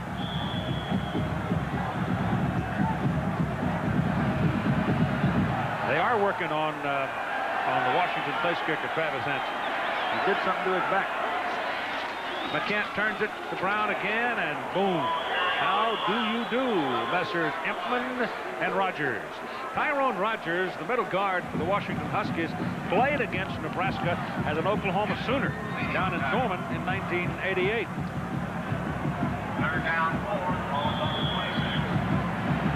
Nebraska's offense opens with Scott at center, Jensen and Shields the guards, Wiegert and Borboom the tackles. Tight end is Mitchell, and he's been quiet. The rest of it we gave you. McCann back. Throws it underneath for a screen. He's got 2 blockers in front and gets a first down and gets a big play all the way to the 45-yard line.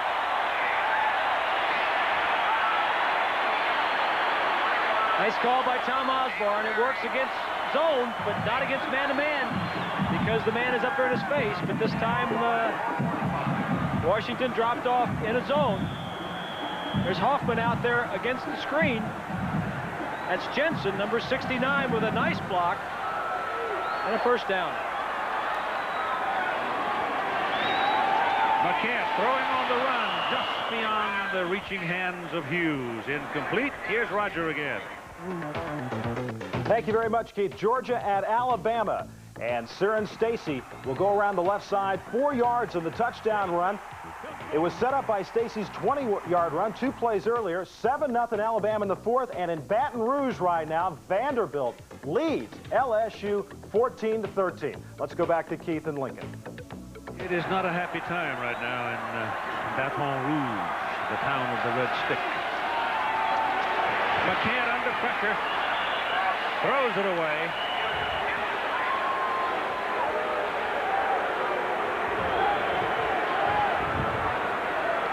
The offensive leaders first half. McCann was a 7 of 11 for 104 yards. Pretty good for a non-passing quarterback. Brown led the rushers. Bostic with 3 receptions and a touchdown. Defensively for Washington, Hoffman led in tackles. Hill had the 1 interception, and Impman was right there also. He pressured McCann on that last screen pass. Chico Fraley's been kind of quiet tonight. You haven't heard much from him. Hillary Butler's been playing some in Chico's place, but Chico's back in there now at linebacker for Washington. This is Brown. He ran right through a tackle. Rogers had a piece of him, but couldn't hold him. And so he goes from no gain to about 8 yards because he broke Rogers' tackle. From La Habra, California. It's an incredible thing to me that Californians go all over the country to play, and so many of them keep being told they can't go to school at certain universities in California. Stiggy is in to punt.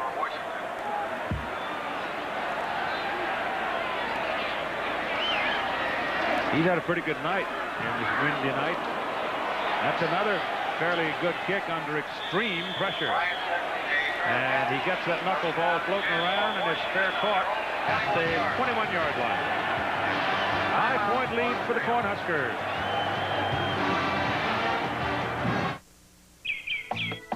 There was into a 30-mile-an-hour wind. Travis Hansen had a slight muscle spasm on the right side of his back as he came off the field, and they've apparently rubbed it out. He's okay as the Huskies come up. First down at their own 21. They trail 14-9 to the home team, and Vino Bryant will pick up a couple of yards, and that's all as the defensive right side That Nebraska line just zeroed in on him. The backers, Anderson and White, did most of the damage to him. LSU has come back to lead Vandy 16-14 in the fourth quarter in an SEC game. But there were indeed some surprises today. Second down, Nebraska goes to their nickel package. 4 down linemen and 6 defensive backs. And they run it with Pino Bryant. And he crosses the 30. And they'll be looking at 3rd down and short. Again, Bryant was just a whisker from popping out of there for a big gain. He's got 82 yards on the night on 10 carries. They see a late substitution. Nebraska trying to get their regular base defense in. Huskies, Matt Jones wedges ahead for the 1st down. I don't know if they had 10 on or not, but they got enough in there to hold that play. But not until Jones, with a surge behind Malamala and Caligas, was able to get the 1st down. I think. Well, that's the problem when you switch from one type of defense to the other. They were trying to get out of their nickel package back into their base defense, and they were disorganized. To give them the benefit of the doubt. Yeah, a little fly pattern down the field would have been worse up in there, wouldn't it? They were squawking at George Perlis today too at Notre Dame for what he was running his defenses. Well, the one time I saw, it looked like he was debating whether or not to go for it on 4th down, and he says, "Oh no, we can't." So he put the guy in there to punt, and they were squawking about that. That looked like an honest thing. On 1st down and 10 for the Huskies, they put Bryant in motion, which means pass because Hobart doesn't have anybody behind him. His pass is off. The intended receiver, Gaspard, is on the ground. He's over there with Curtis Cotton, and he fell down. So that's an incomplete forward pass. And the game summary reads this way. As you see the score at the top, you see where Washington has made its mistakes, and that Nebraska's passing game has been pretty good tonight. Derek Brown, the I-back for the Cornhuskers, and Pino Bryant, the tailback for Washington, both having big nights. Jay Barry is now in at tailback for Washington. Hobart takes it out of his belly, throws it down the middle of the field, and Orlando McKay was the man for whom it was intended. He had double coverage, and Billy Joe was on his back. Well, the reason Billy Joe was on his back because they had their nickel package in again, putting some pressure on him up front. Anytime they think they're going to pass, they're coming with it. Check out these 2 defensive linemen right here. They're going to crisscross, and 90 is going to be more that's going to come around and put some pressure on the quarterback. 90 is more at 6'6". Don't give the quarterback time to look downfield. 3rd and 10.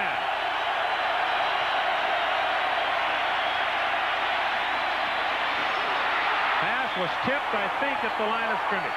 I think somebody got a hand on it.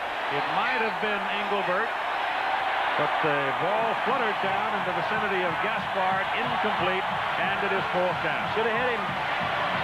He had him open.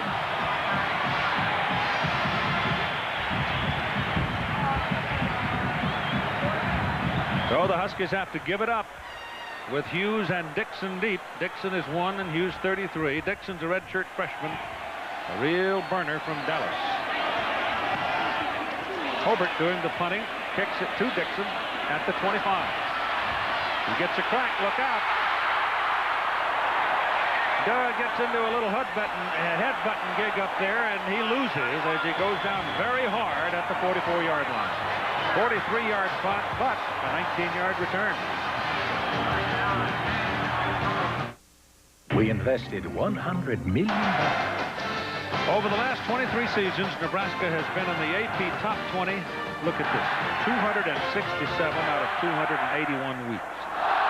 Do you know how long that is? Is that unbelievable or what? Ooh.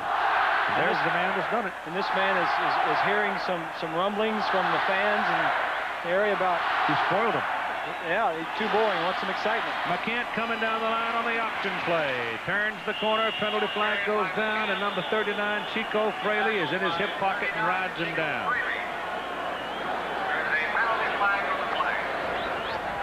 Procedure call against the Cornhuskers.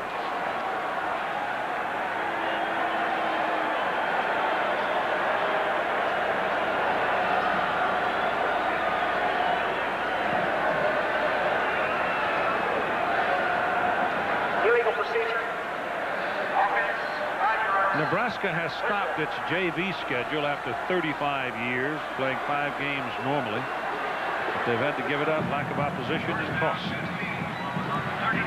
They had a scrimmage out here yesterday afternoon. Take a look at how close this huddle is. About 3 steps away from the line of scrimmage. They do that every time.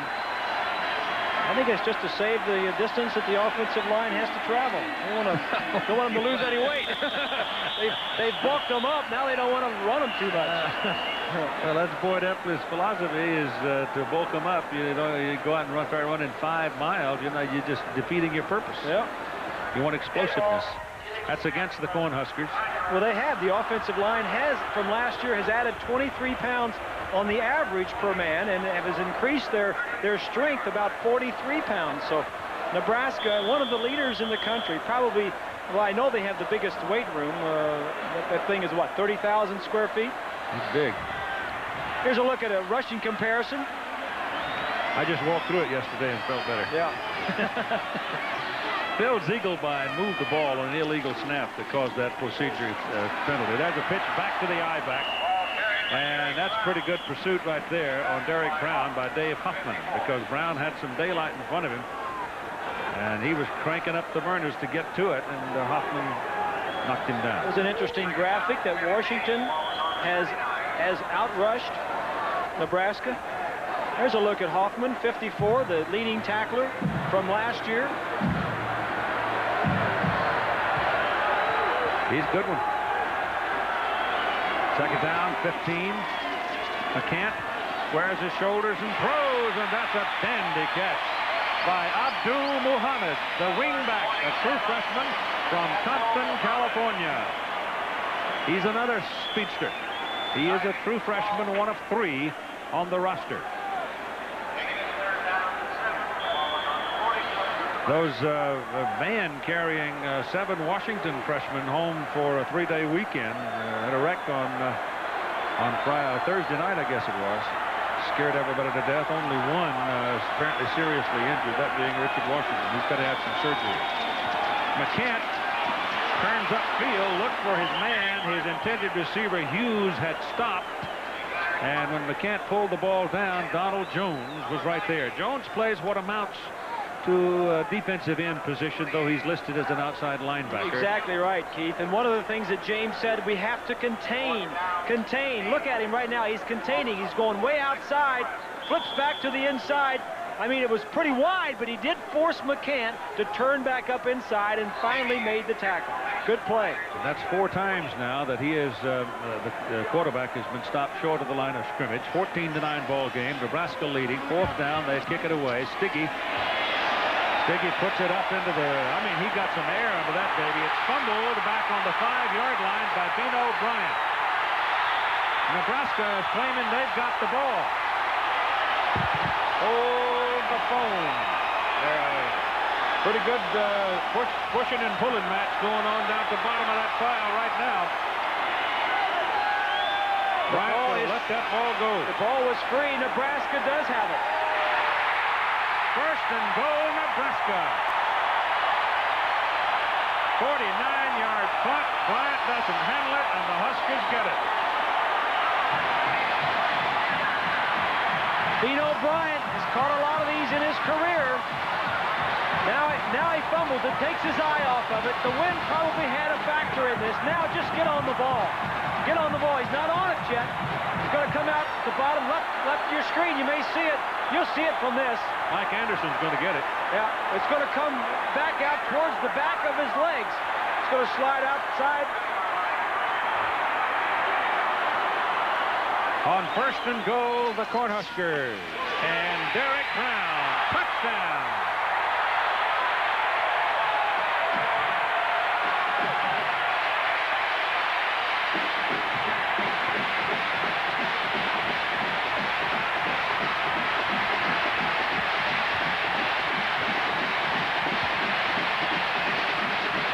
We talked about early in the ball game the offensive and defensive lines. Number 90, Epman, had a shot.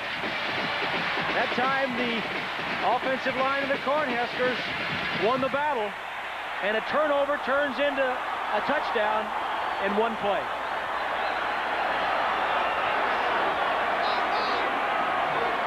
Bennett for the extra point. It's good. So the Washington Huskies, who live in the shadow of Mount Rainier, may be looking at a mountain about that size as they trail 21-9.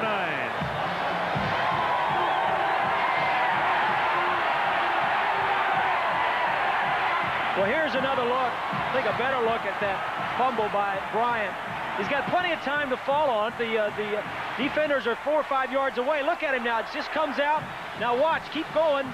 Keep running it. There at the end, the Nebraska player comes in from the right side. Sanderson. Yeah. You know, Washington, Keith, last year led the nation in turnover ratio. They took the ball away 23 more times than they gave it up. They lose this ball game, it'll probably be because of turnovers. That's the third one on the night and the second one that's turned into a touchdown. Well, it was poor judgment, I think, to try to take it on the 5-yard line, isn't it? But normally, if you're inside the 10-yard line, let it go. You let it go. I think the one that he kicked down here earlier in the game, where it ended up on the 2-yard line, was in his mind. Yeah. Napoleon Kaufman is in the ball game now with Walter Bailey to return this kick. He's a true freshman and a flyer, but it is Bailey. And he gets it out to about the 25-yard line. ABC's NFL presentation on Monday night will be from Soldier Field in Chicago with the New York Jets. All right, Jones comes out. Gaspard goes in. And let's see, do we get Kaufman? No, he's out of there. Bryant comes back at tailback. So Bailey, McKay, and Gaspard are your trips to the bottom of the picture. Crowd coming up chanting defense, defense, defense. Give it to Pino Bryant. And Bryant works his way through some heavy traffic and picks up about 3 yards. Well, you heard the crowd coming up hollering defense, and they are really into this game. Take a look at this graphic.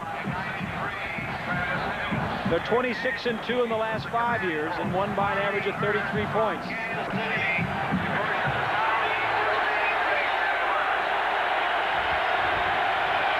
Second down and 7.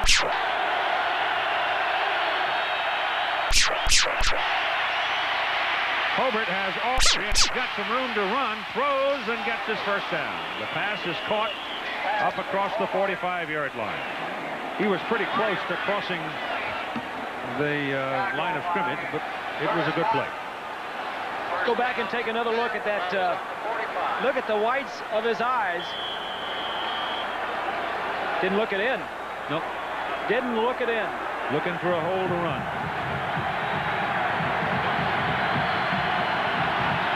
First down, Washington, just over their own 45. Hand it to the up man, Jones, and Jones is across midfield to near the Cornhusker 48. He's the 215-pound sophomore from Portland and playing well tonight. Darius Turner, who had been ticketed as the starter at fullback, not been able to play so far this year because of back trouble. Time winding along at 4 minutes to go in the third quarter, and Nebraska leading 21-9. They haven't announced the attendances yet. I wouldn't be surprised if we're not close to a record. I don't think there's an inch of space available. Blitzing. And Bryant bounces off one Nebraska man and bounces for about 5 or 6 yards before they're bringing down. No, he did not. No. Here's a look at the top 10. Top 3 were idle. Washington is in jeopardy of losing their ranking. Florida already lost to Syracuse. Tennessee barely won. Oklahoma and Clemson win. Nebraska is number 9 in winning, and if they stay that way, they'll move up.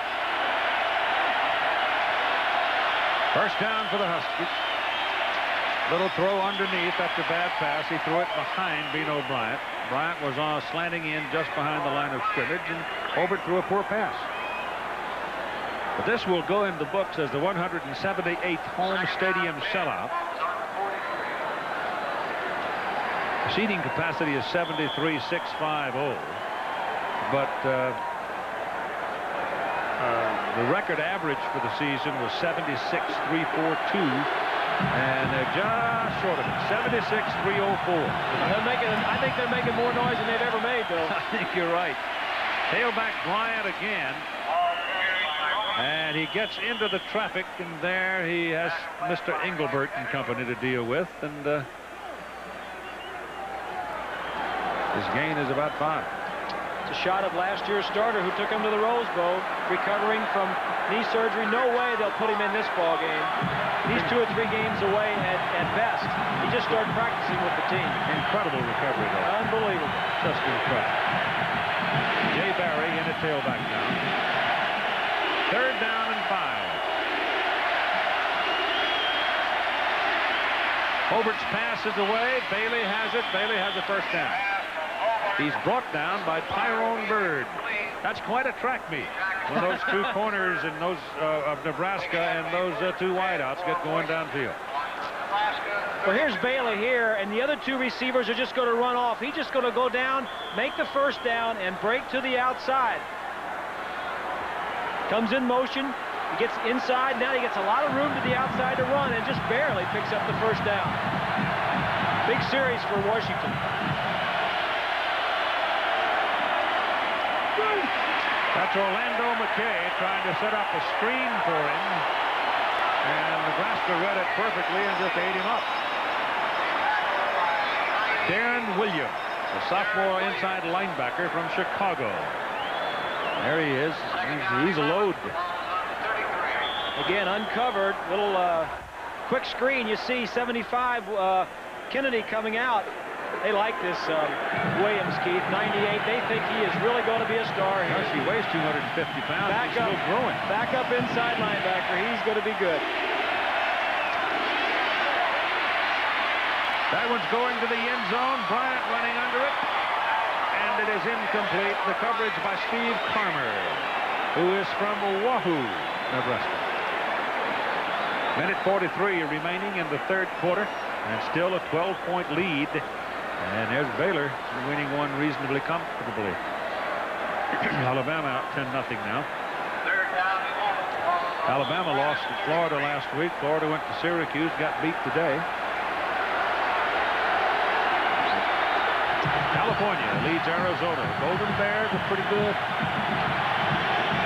They're worth a look. They might be the 2nd-best team in the country. They can throw it. They may even believe they're the 1st best. Billy Joe's got a man. Touchdown. Orlando McKay, and a penalty flag back up at the line of scrimmage. Hold the phone. A bad area for the Husky fans. That's usually holding. What it is? No touchdown.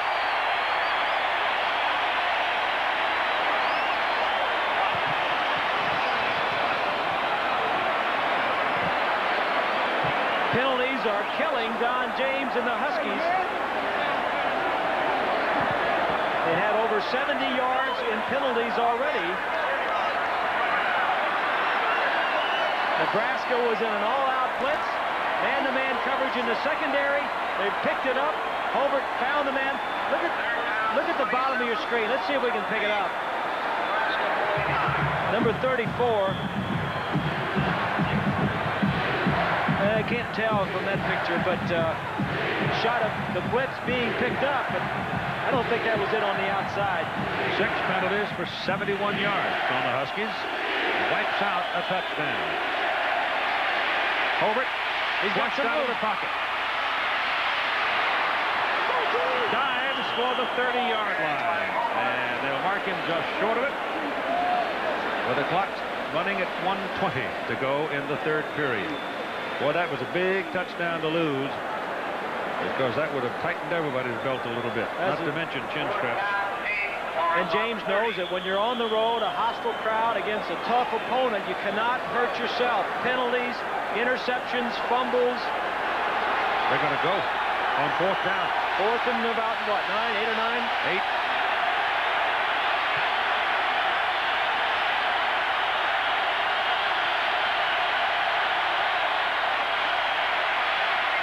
McKay's got it. And he's got a first down at the Cornhusker 15-yard line. Hobart's hot now. You see how thick his neck is? I mean, he's burning. Watch the middle receiver. Number 4 is McKay. He's just going to let the inside receiver clear, come to the inside man-to-man coverage. Big time throw and a good catch. That play has been there virtually all night long. Hasn't always worked because at times the coverage has been exceptional. At times they just simply haven't made the play. Bryant is back at tailback. First down at Nebraska's 15-yard line. Give it to Bryant. He splits him and scores. Touchdown. So they get it anyway. And as we wind down to the end of the third quarter, we have a ball game that is still very much a contest. Watch the blocking here, the center. That's Cunningham who's going to block the man over. There's going to be a huge hole right up the center of the offensive line. We talked about the battle of the line of scrimmage. The big uglies, Keith, if you will. Yes, sir. At time won by...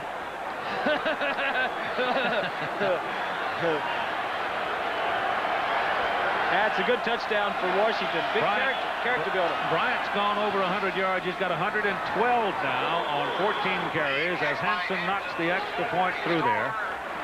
And the score is now 21-16. And here's Jackaroo.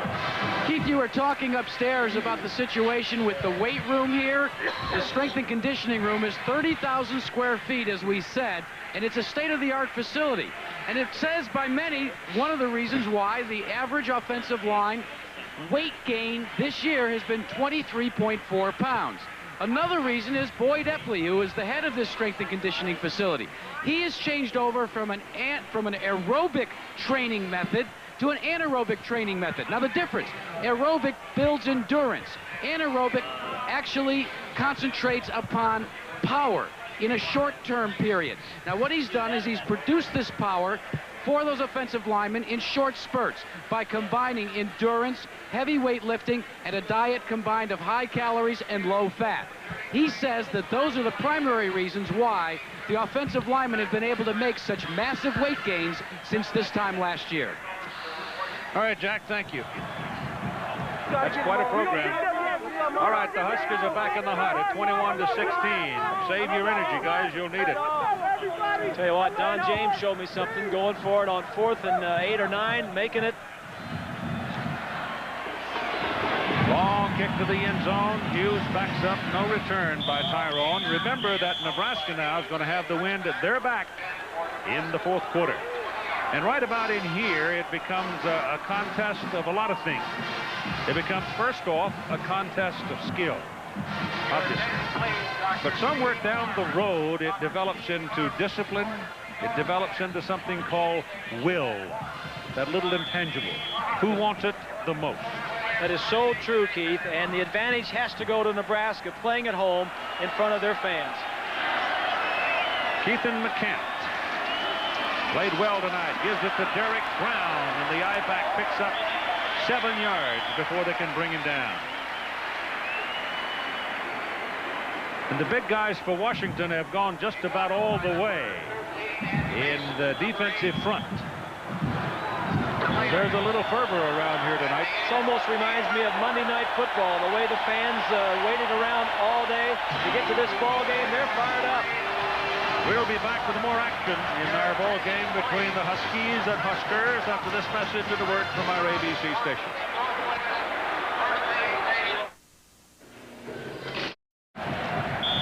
As we go into the final quarter of play. Ball is at the 27-yard line for Nebraska, 2nd down and 3, and they're operating out of a power I. The I-back, Derek Brown, surging ahead, and he's short of the first down. He's going to need the better part of 2 yards on 3rd down.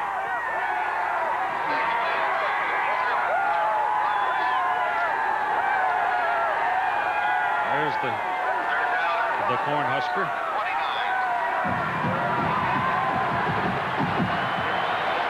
Kirby is called.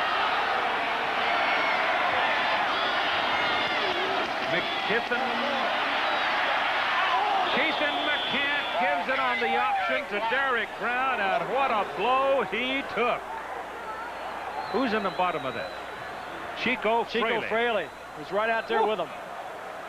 And he didn't get the first down. It looked like he was a cinch. Take a look at this. 9 guys at the line of scrimmage. Fraley is right here. Watch him run out and make the play. He runs. Good speed. Gets blocked, but gets up. Makes the initial hit. Pauakoa is there. That's a big play. Pauakoa got him high. So it's 4th down. And Sticky's in the hill. But somewhere down the road, it develops into discipline.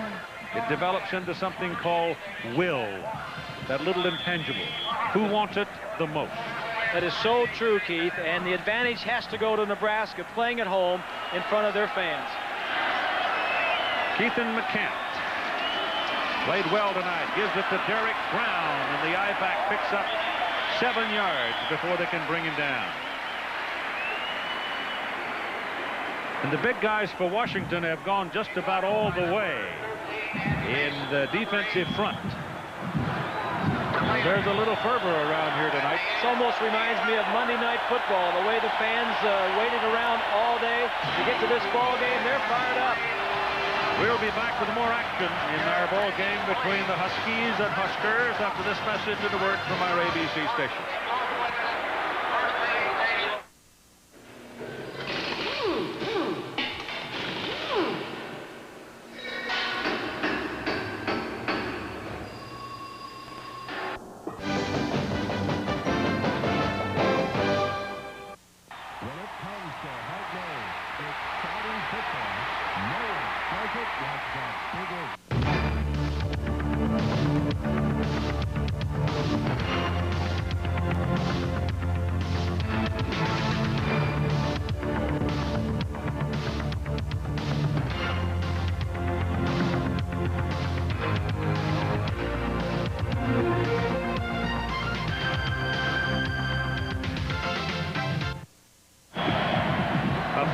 Difference in the ball game as we go into the final quarter of play.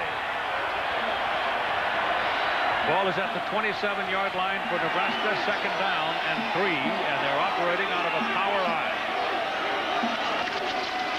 The I-back Derek Brown surging ahead, and he's short of the first down. He's going to need the better part of 2 yards on 3rd down.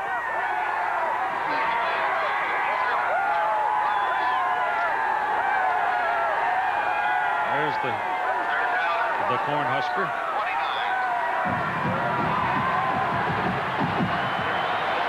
Kirby is called.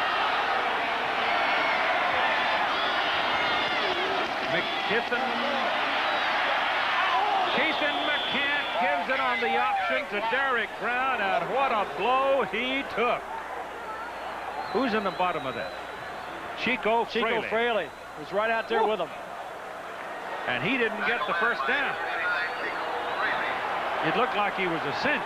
Take a look at this. 9 guys at the line of scrimmage. Fraley is right here. Watch him run out and make the play. He runs. Good speed. Gets blocked, but gets up. Makes the initial hit. Pauakoa is there. That's a big play. Pauakoa got him high. So it's 4th down. And Sticky's in to punt. Wins at his back. Didn't get all of it. Still a good kick. Bryant at the 30 and down at the 31. So Washington first down at their own 31. Nebraska leading by 5.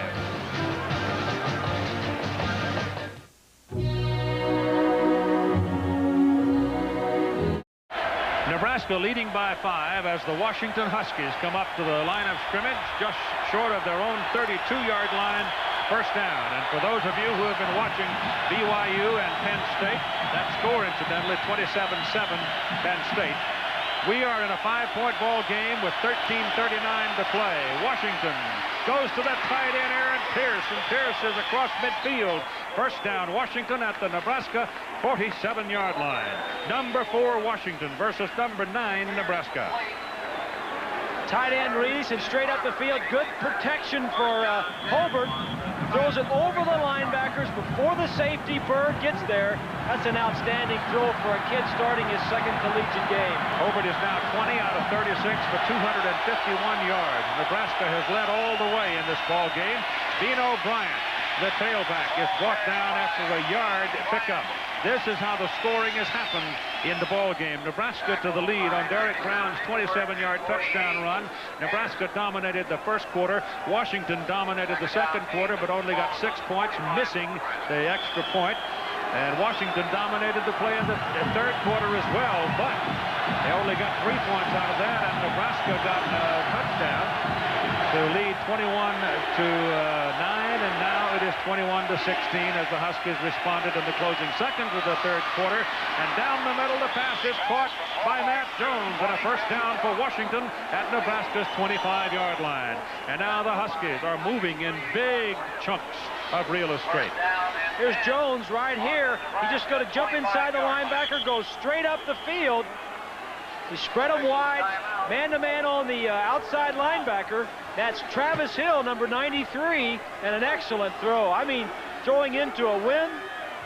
That's Tyrone Leggett leaving the field, a cornerback for Nebraska. Played an outstanding ball game, and he's out of there. And the Nebraska crowd of some 76,304 has suddenly gotten quiet. Now they wake up a little bit, calling for defense. Washington gobbling up the yardage all of a sudden.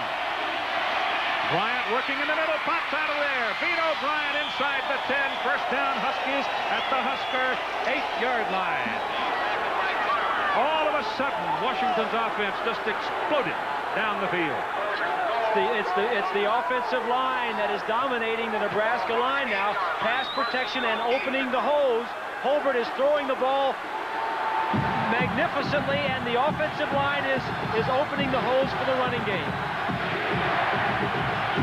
Bryant is the one back in the Washington set with trips at the top of the picture. Ball rolling around on the ground, and the Huskies keep it as Aaron Pierce, the tight end, came back to get it. And Washington dodges a bullet. Turnovers have plagued them all night long. Second down, 8. He never got that ball. That ball was snapped into his leg. They watered this field down for our new viewers. They watered this field down early in the ball game, or before the ball game, as you see Pierce jump on the football to help the traction of it. It is wet on the field. It has not rained here. They do that every game. Bryant is out now. Jones is back in, and Billy Joe Hobart throws it down the middle. Touchdown, Orlando McKay. And Washington has the lead for the first time tonight.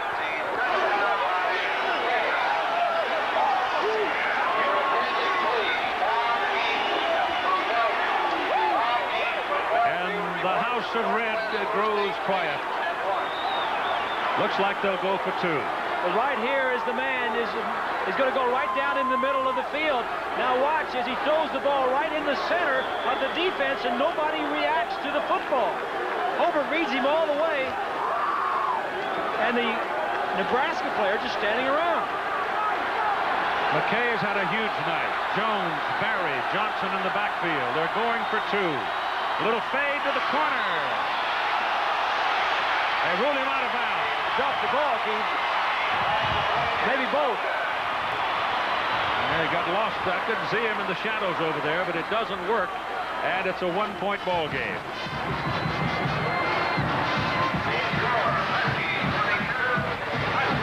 He's up. He's in. He's out. Where's the ball? His foot is in. Oh, he was in. Yeah. Look. You don't know whether he was juggling it or not, but he obviously didn't have control of it because they waved it off immediately. As we approach the 1992 Olympic Games, many are Time remaining is going to get more important as we wind along. 10 minutes now coming up. Barry's in the backfield. Hobart keeps it, throws it underneath. No good. Intended for Jones. The ball is underthrown. And you got a penalty flag thrown on the other side, and it comes late. Well, that might be the old personal foul sort of a thing. Dead ball. Personal foul. On Washington.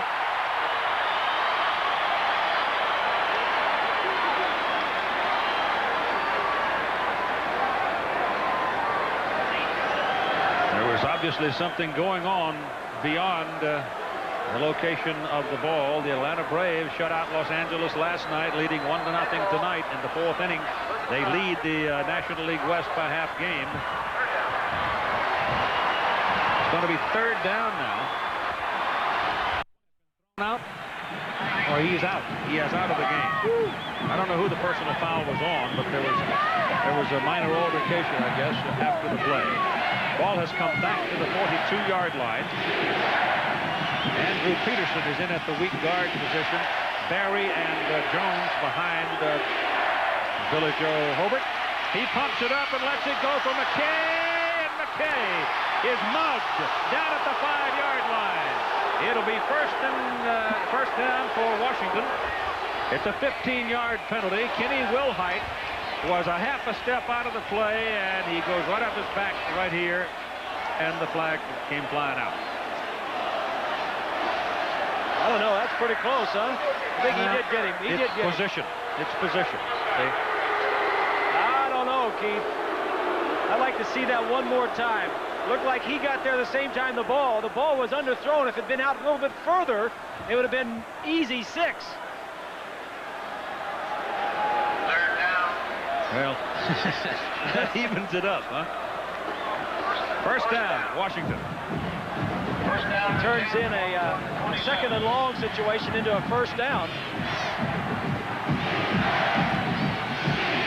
The way the foot speed these guys have, looks to me like he was hitting got him. no chance to get out there and see him. He was hitting him just the same time the ball got to him. This is Barry. And Barry is rolled back by Big Darren Williams. Let's take a look at it one more time. Looking at it from where I'm sitting, though, as it was happening, it looked, see, he's got a hold of him there. No, he doesn't. Yes, he does. He's got his hand up his back. Well, if he had his hand on his back, okay, but it... Well, run it back, just... Oh, well, whatever, if guys. his right hand, the official is right. If his right hand is on that helmet, it's a foul, and it's a good call. The guy was there. Is down to the 20-yard line. Give him the credit. Matt Jones carried it in 9 minutes to play in the ball game. By Jones. The tackle by 92, Perella, 97. These guys run so fast, you need a motor scooter to keep up with them. That's a good point. That's why it's so important that these officials are in right, proper position. That's why they went to 7 officials. Total yards for Washington now, 507, but they only lead by 1 point. Trying to help themselves here, and they're making mistakes. Underneath Pierce, the tight end, and he's got the first down inside the Nebraska 15-yard line. David White playing very good defense against him, but Pierce just outsized him. 1st and 10. The ball is on the 14-yard. It's been all Washington for the last, well, the 3rd quarter, and as you mentioned, even into the 2nd quarter, Keith.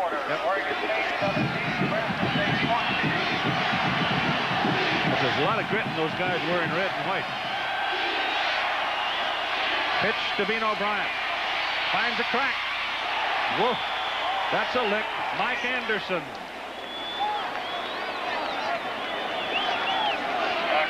Mike Anderson. Anderson 48 and Will Williams 98. And Mike is 230 and Williams 250. That's a couple of big inside backers. Bryant with 18 carries and 140 yards. He's out, Barry's in. Look at the yardage in the 2nd half for Washington. 245 to only 46 for Nebraska. Barry Little change of direction. Button heads inside the 3-yard line, where it'll be first down and goal, Washington. You've got 7:41 to play in the game. And now Charlie McBride sends in his goal line defense. On the 3-yard. And the Huskies are camped on the 3. First and 3.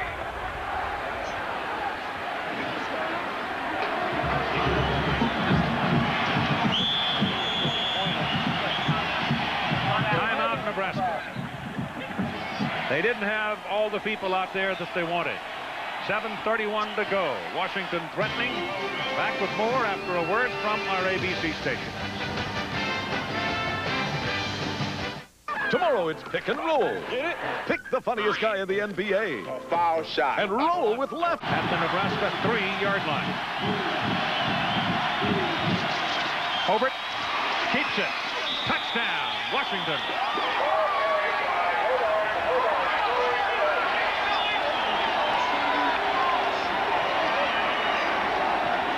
In the second half, Washington has 15 first downs to 1 for Nebraska. Washington has 40 plays to 15, 263 yards to 46, and they have taken the lead 28 to 21 as Hobart takes it in for his second touchdown of the night. The extra point try by Hansen now out of Bjornson's hole.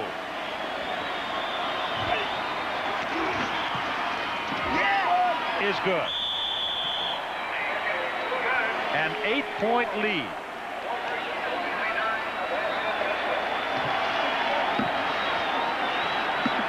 The big play at this juncture of the ball game, well, it's got to be this, and it belongs to Don James because he called it. Well, it was 4th and about 9 yards to go. It was right after the touchdown had been called back. He went for it. 4th and 9. This is McKay on a little slant, out and in route. Picks up the first down, and the next play, they scored, and they've been scored touchdowns ever since. And they came right back in their next possession and just went right down the field. There's been a bunch of big plays in this game, but I think that play right there, coming back after the touchdown had just been taken away from him by a holding penalty, and then coming back on 4th down and then scoring, that has to be the key play. It is now 29 to 21, Washington. Hansen will kick off into the wind. The receivers for Nebraska are standing up on their 10. Last time Hansen didn't get much on it. This time he knocks it on the ground down. It's rolling around, and it's finally picked up at the 30 and brought back by Tom Yonk to the 35-yard line. Well, if you're Tom Osborne now, you've used a lot of quarterbacks in the last 4 or 5 games going back to last year. Who do you stay with? Who do you go with? He's got McCann out there.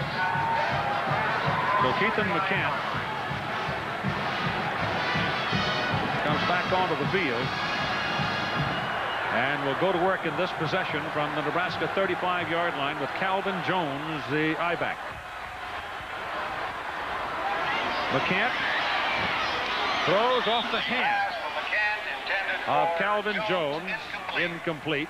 And number 13 for Washington, Andy Mason, came roaring in and decked the Nebraska quarterback. McCann is a 5th-year senior who had only played 3 plays before this year. He was never an option quarterback in high school, and I think that's what really slowed him down.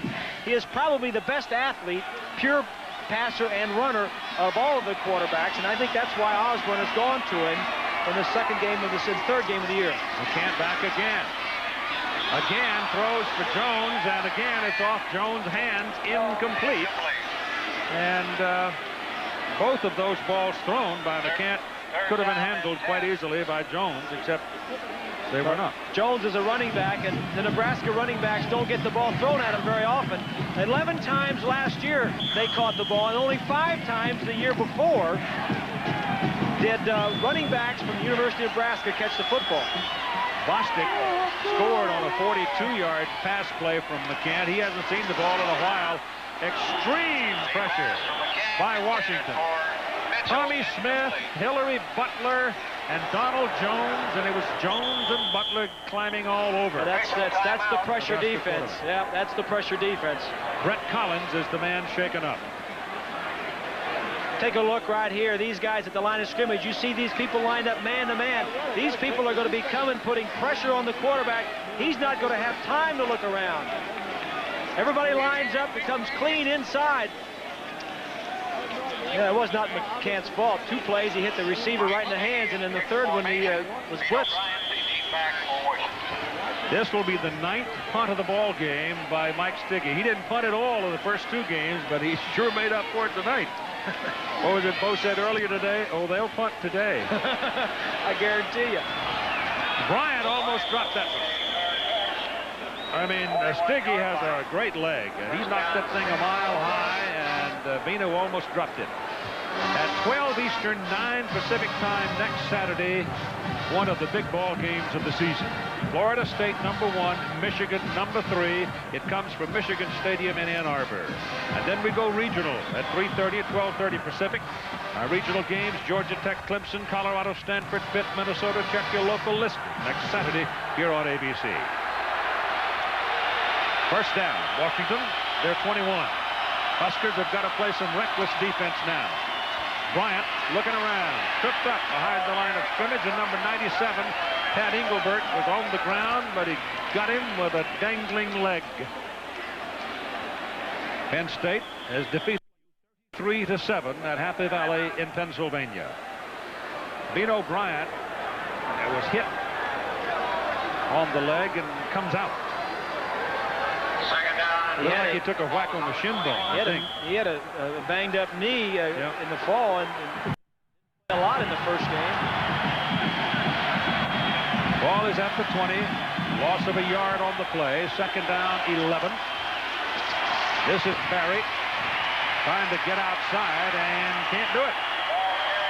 So that's a loss of another yard as Mike Petco fought his way inside to get a piece of him and brought him down.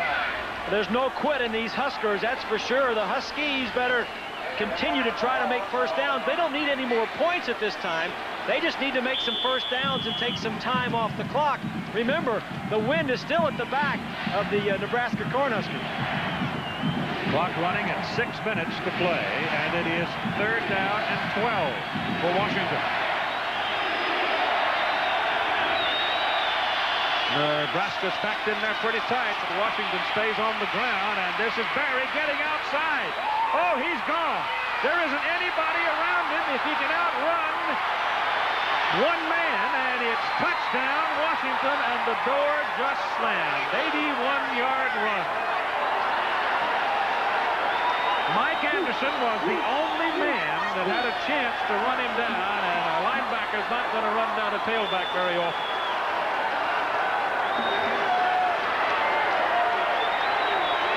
And that thumping sound was the door slamming. 81-yard run by Jay Barry. And Washington has scored on their last 4 possessions in the second half.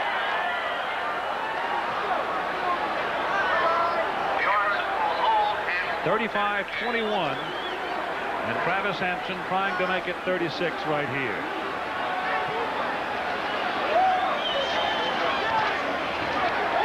Yep.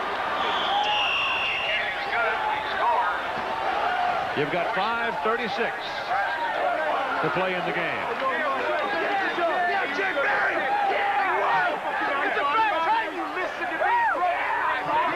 Take a look at the battle up front. We said that whoever controlled the line of scrimmage, just straight block and nothing big. That's Travis Hill, 93. He's trying to be walled off, and then Barry goes around him. He's going to win that battle with Raymakers every time, number 67. And Barry has enough speed to outrun everybody. The only man was 48. That's Mike Anderson. And they're having the pressure, having to gamble, and they got burned. 3rd down and long, a draw play. He gets outside, and he just does this on his own. That's Carmer, number 31, who really should have made the play and didn't. Carmer starting this year for the first time at strong safety. Really should have made the play. But what has changed, Keith? What happened? In the first half, it was all Nebraska dominating, especially in the first quarter. Yeah. You know, what I think has happened is that It took Washington a little while to settle down. This crowd was really into it. It took them a little while to settle down, and they've shown their dominance ever since. Hughes picks it up at the 3. And he's taken down at the 15.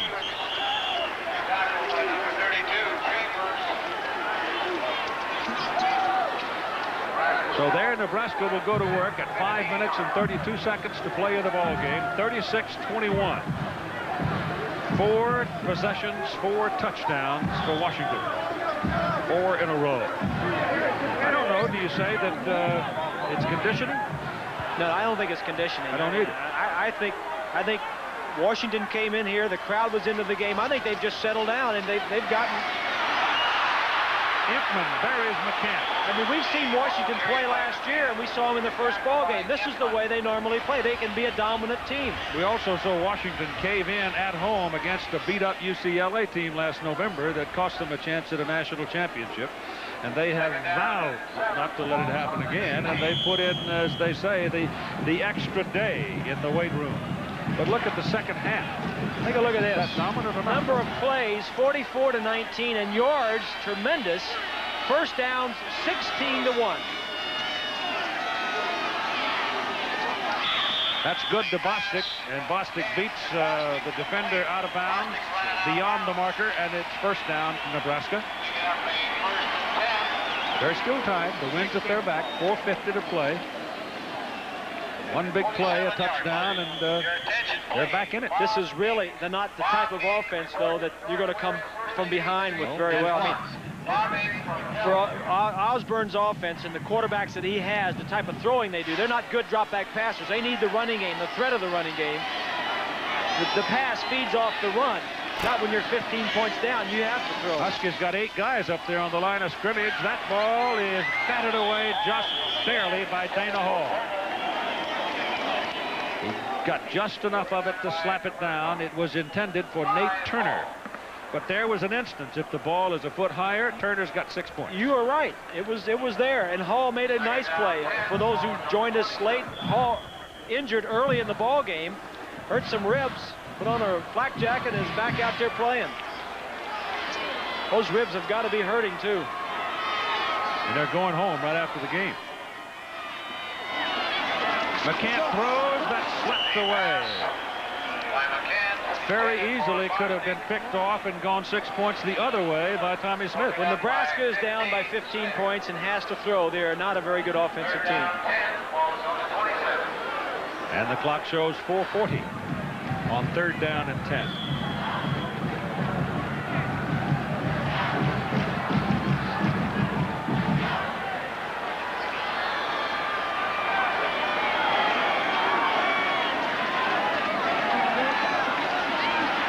McCann with very good protection delivers it to the I-back Derek Brown, and Brown is close to a first down. Tackle by 53 Smith and 3 Fields. Well, they're going right to left, so that means the linesman on this side marked it with his left foot, because you always mark it with the upfield foot, right? And that'll be close. Hurt on the play is Derek Brown. Hobbling about.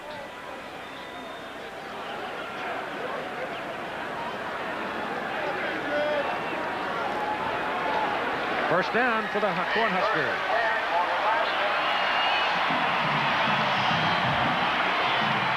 And I guess the Dowers will come back out. We said earlier, the Cornhuskers have lost 5 of the last 6 bowl games and 8 of the last 12 to teams with winning records.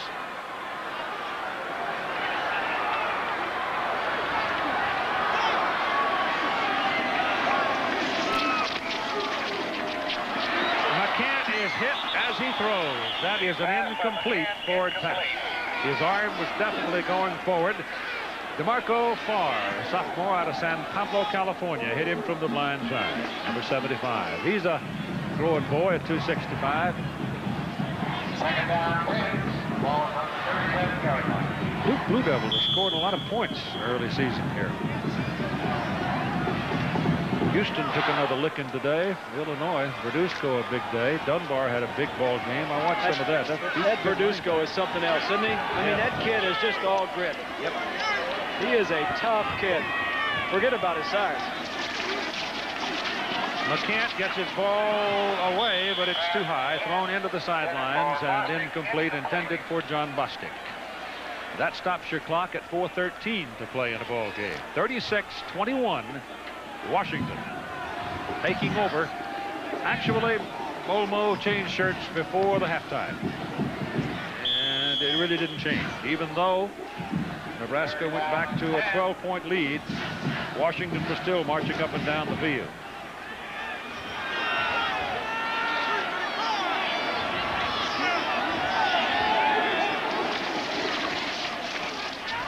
This is Jones. Calvin Jones, brought down by Tommy Smith, but he picks up a Nebraska first down. Washington 49-yard line and 4:06 to play. Fat lady ain't sung yet. There's no quit in the Cornhuskers, I can assure you of that. Scored an onside kick.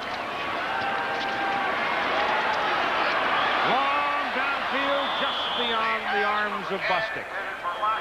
That was a play down the left corner, that in and out. Actually, that was just a fly on the sidelines.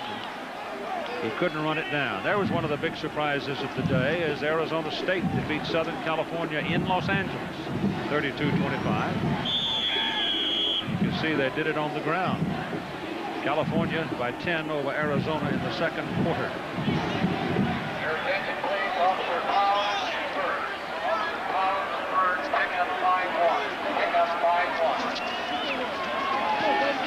McCant throw it again. Got a man over there. Pass is good to Tyrone Hughes. And Hughes is out of bounds at the Washington 26. And you got 3:42 to play.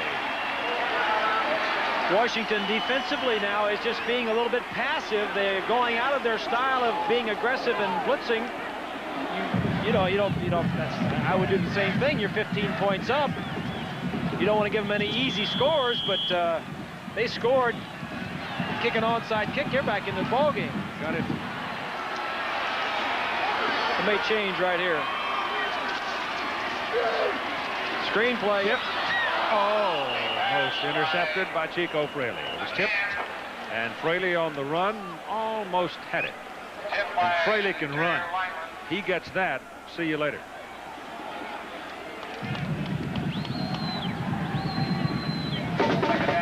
It'll be second down and 10. Atlanta still leading Los Angeles in the fifth inning, 1-0. I tell you, Atlanta's got some pitching, don't they? Youngsters too. Except Charlie Liebrandt. Charlie's having a great year. That's the Ivac Jones.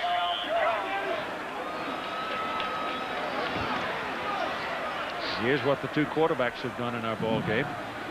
Hobart started slowly, coming on for 283 yards. He scored a couple of touchdowns himself. McCant, 172 yards is probably a career number for him. But when the Nebraska quarterbacks throw that much, it's not good. Nope. That's picked off.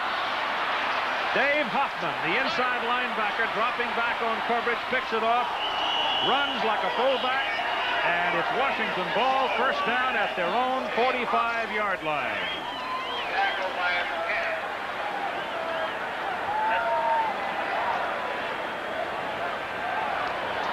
Dave Hoffman, here he is right here. McCant's going to come back and try to hit the receiver over here, and as he looks over here, Hoffman is just going to slide over and pick off the pass by McCant. See, he looked all the way, Keith. That was good play by Hoffman. McCant looked to his left, looked for his receiver. The linebacker saw him looking there, slid over and made the play. Eric Bjornsson is in, a redshirt freshman from Oakland, California. You would think he would be from Linden, but he's not. He's from California. Gives the ball to Napoleon Kaufman, the freshman out of Lompoc, 5'9", 170, a real burner, hard to get a hold of, a darting kind of a running back. A lot of people say he looks like Mike Garrett all over again. And they want to get him some playing time this season because he may be very important down the road. It was a year ago that Colorado came from behind to beat Nebraska here on this field. And since then, there's been a lot of grumbling about the Huskers not winning the big game because they went on to lose at the end of the season to Oklahoma and lose to Georgia Tech in the bowl game. And a lot of spoken, a lot of writing about it, a lot of talking about it in the media. Well, I brought it up yesterday in my conversation with Coach Tom Osborne, and this is what he had to say. It is sometimes a little hard to understand where 9-3 really was viewed upon almost like like we were 3-9, and it maybe wasn't all that bad last year. Well, the last time a team got 500 yards against Nebraska was Penn State when the Lions went to 515 in 1982. Washington so far today, with a minute and a half to play, has 609. And the last time a back ran for more than 80 yards, Jay Berry had that 80-yard touchdown really iced it. The last time anybody ran for 80 yards against Nebraska, Keith, was Keith Jackson. That's right. Oklahoma tight end on a reverse back in 1985.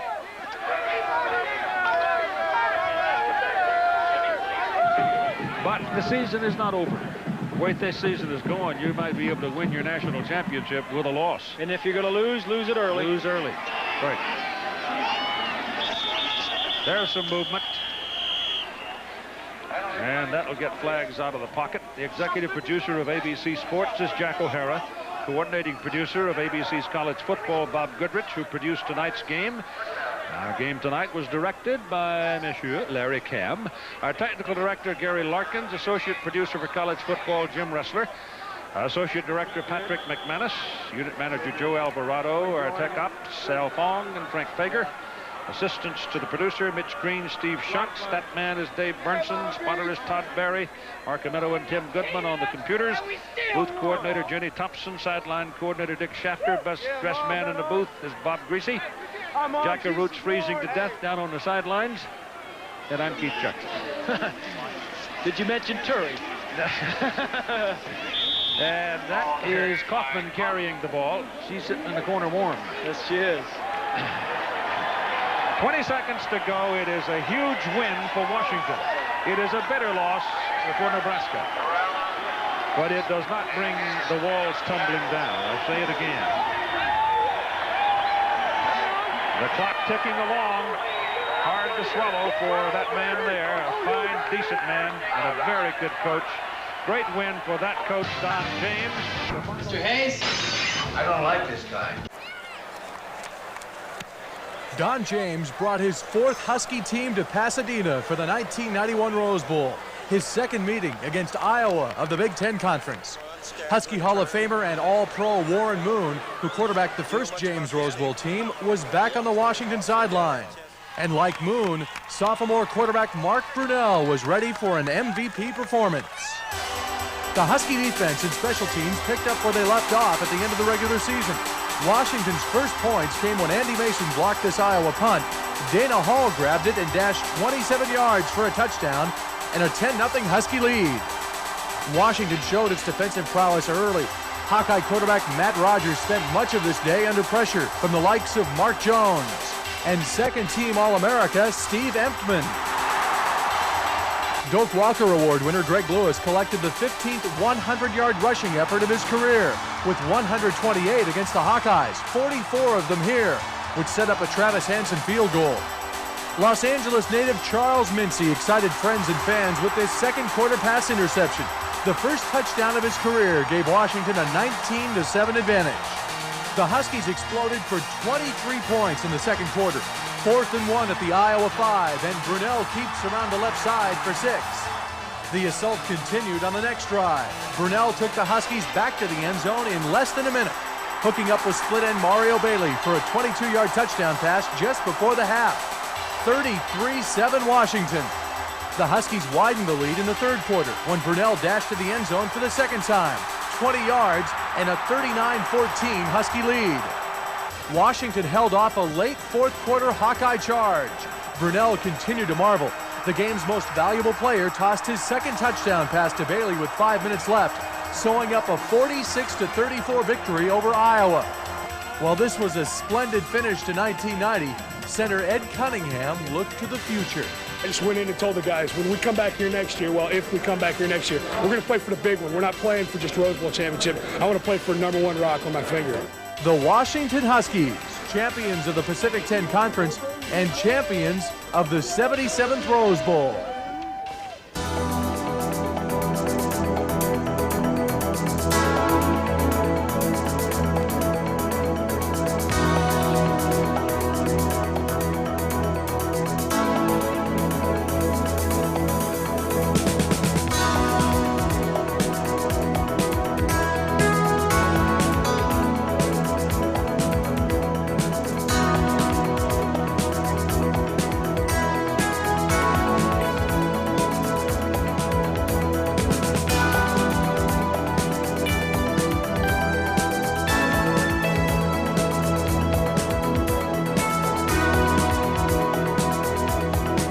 The 1991 Washington Huskies were hungrier than ever and capped the perfect season with a national championship.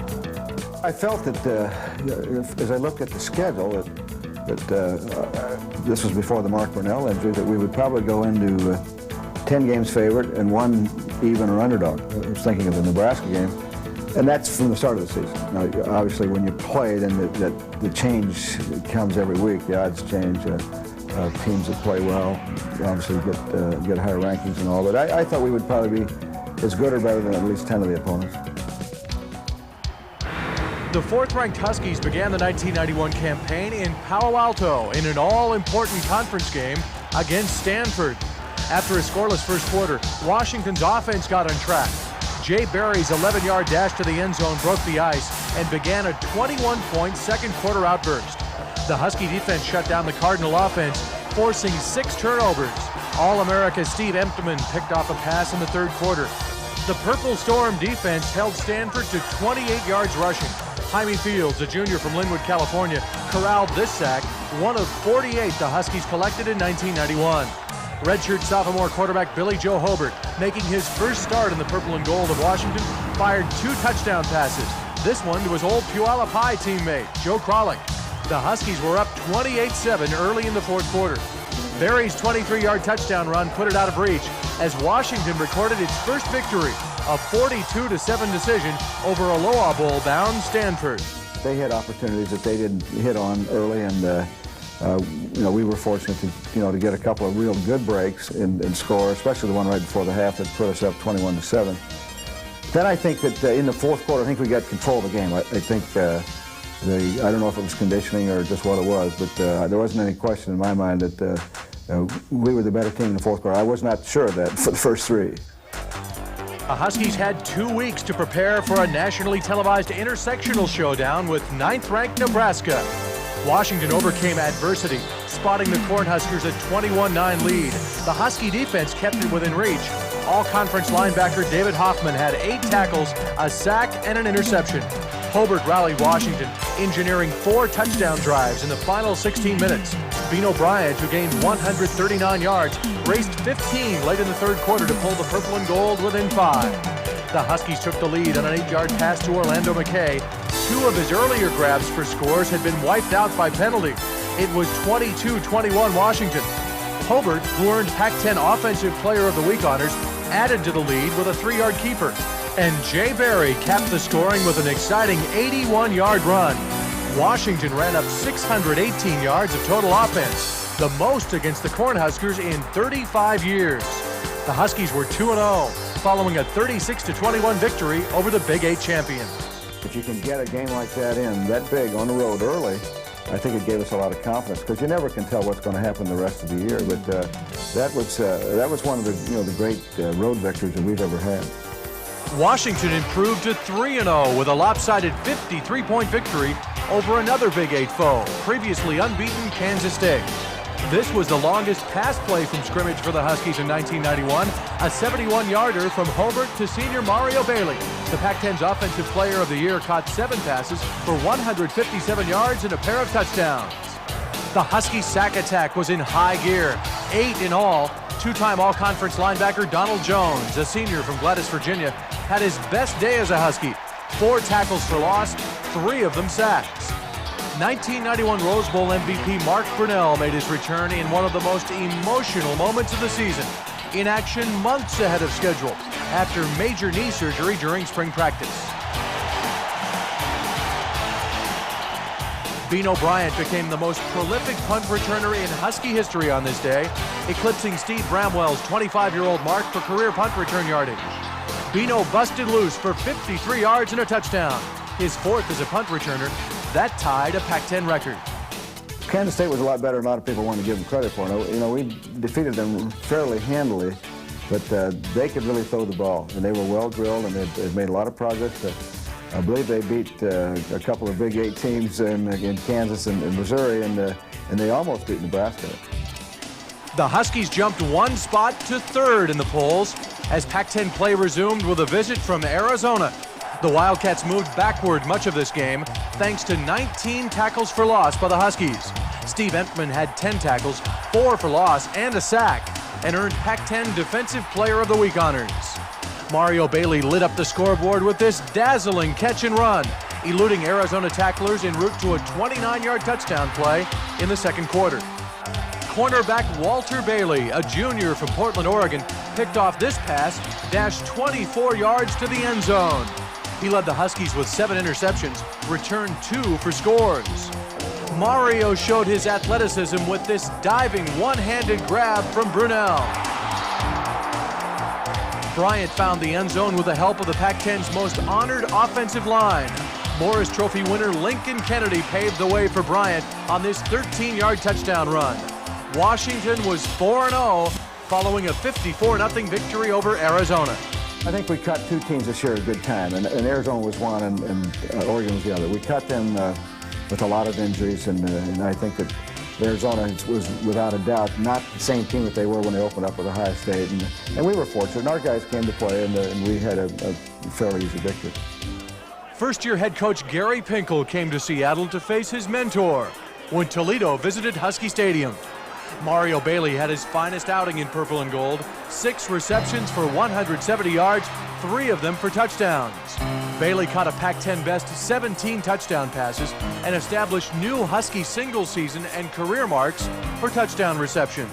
Washington showed why it led the nation in defense much of the season. Honorable mention All-Conference pick Jaime Fields forced this fumble, and Jim Clifford recovered.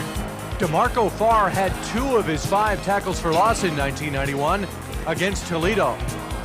One of the season's most unusual plays developed on a passing effort from Mark Brunell to Jay Berry.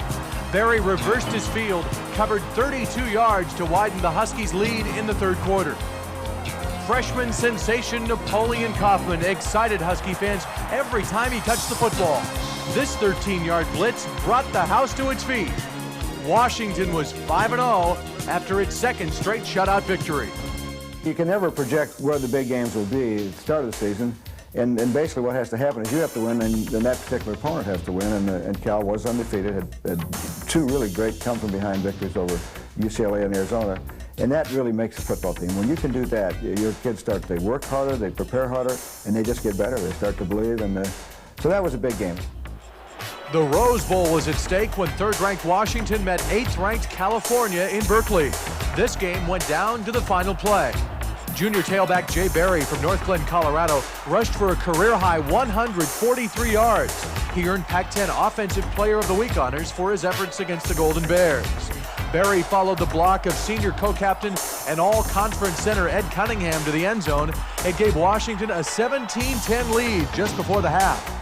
Sophomore defensive end Andy Mason from Longview charged through with one of Washington's 5 sacks. Game tied 17-17 early fourth quarter.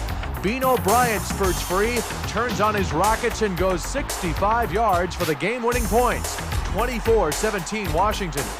After a penalty took another Husky touchdown off the scoreboard, the defense had to hold, and they did. Final play of the game, Walter Bailey breaks up the pass play in the end zone, and the Huskies take a huge step toward Pasadena with a victory over Citrus Bowl-bound California.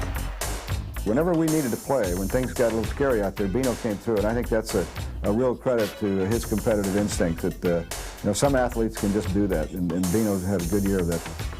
The Huskies continued their roll against Northwest rival Oregon. Washington blocked 3 punts during the 1991 season, 2 against the Ducks. Tommy Smith, a junior from Lancaster, California, snuffed out this effort, and it led to the Huskies' first score. Mario Bailey's 11th score of the season eclipsed a 25-year-old school record held by Dave Williams for touchdown receptions in a single season. Steve Entman had 4 tackles, 2 of them for loss. The junior from Cheney finished with a season-high 19.5 tackles for loss, 2 shy of the school record. Sophomore place kicker Travis Hansen, an all-academic Pac-10 selection, booted his longest field goal of the season against Oregon from 44 yards away. Second-team All-Pac-10 safety Shane Palcoa, a junior from Marysville, picked off 3 passes during the season. He returned this one 32 yards to set up another Husky score. Washington upended Oregon 29-7. The Huskies were 7-0. They had a tremendous amount of quarterback injuries, and I think they eventually started 5 different players, and all 5 were hurt. And so, that's, when you have a defense like ours and can play an inexperienced quarterback, you have really got an advantage. And then the other side of it was that their defensive line was banged up, and they had a very good defense and a very good defensive line. But again, you take 3 or 4 starters out of the defense, it's a whole different unit. Arizona State visited Washington for the annual homecoming game, and alums left happy. Pac-10 All-Academic first-team selection Orlando McKay, a senior from Mesa, Arizona, corralled this first-quarter touchdown catch to fuel the Husky offense. Second-team All-Pac-10 tight end Aaron Pierce became a vital cog in Washington's attack. An able blocker, he also demonstrated fine pass-catching ability. Hobart became the second sophomore quarterback in as many seasons to guide Washington to the Rose Bowl. He earned honorable mention All Pac-10 honors, completing 61% of his passes. He threw for 22 touchdowns and rushed for 5.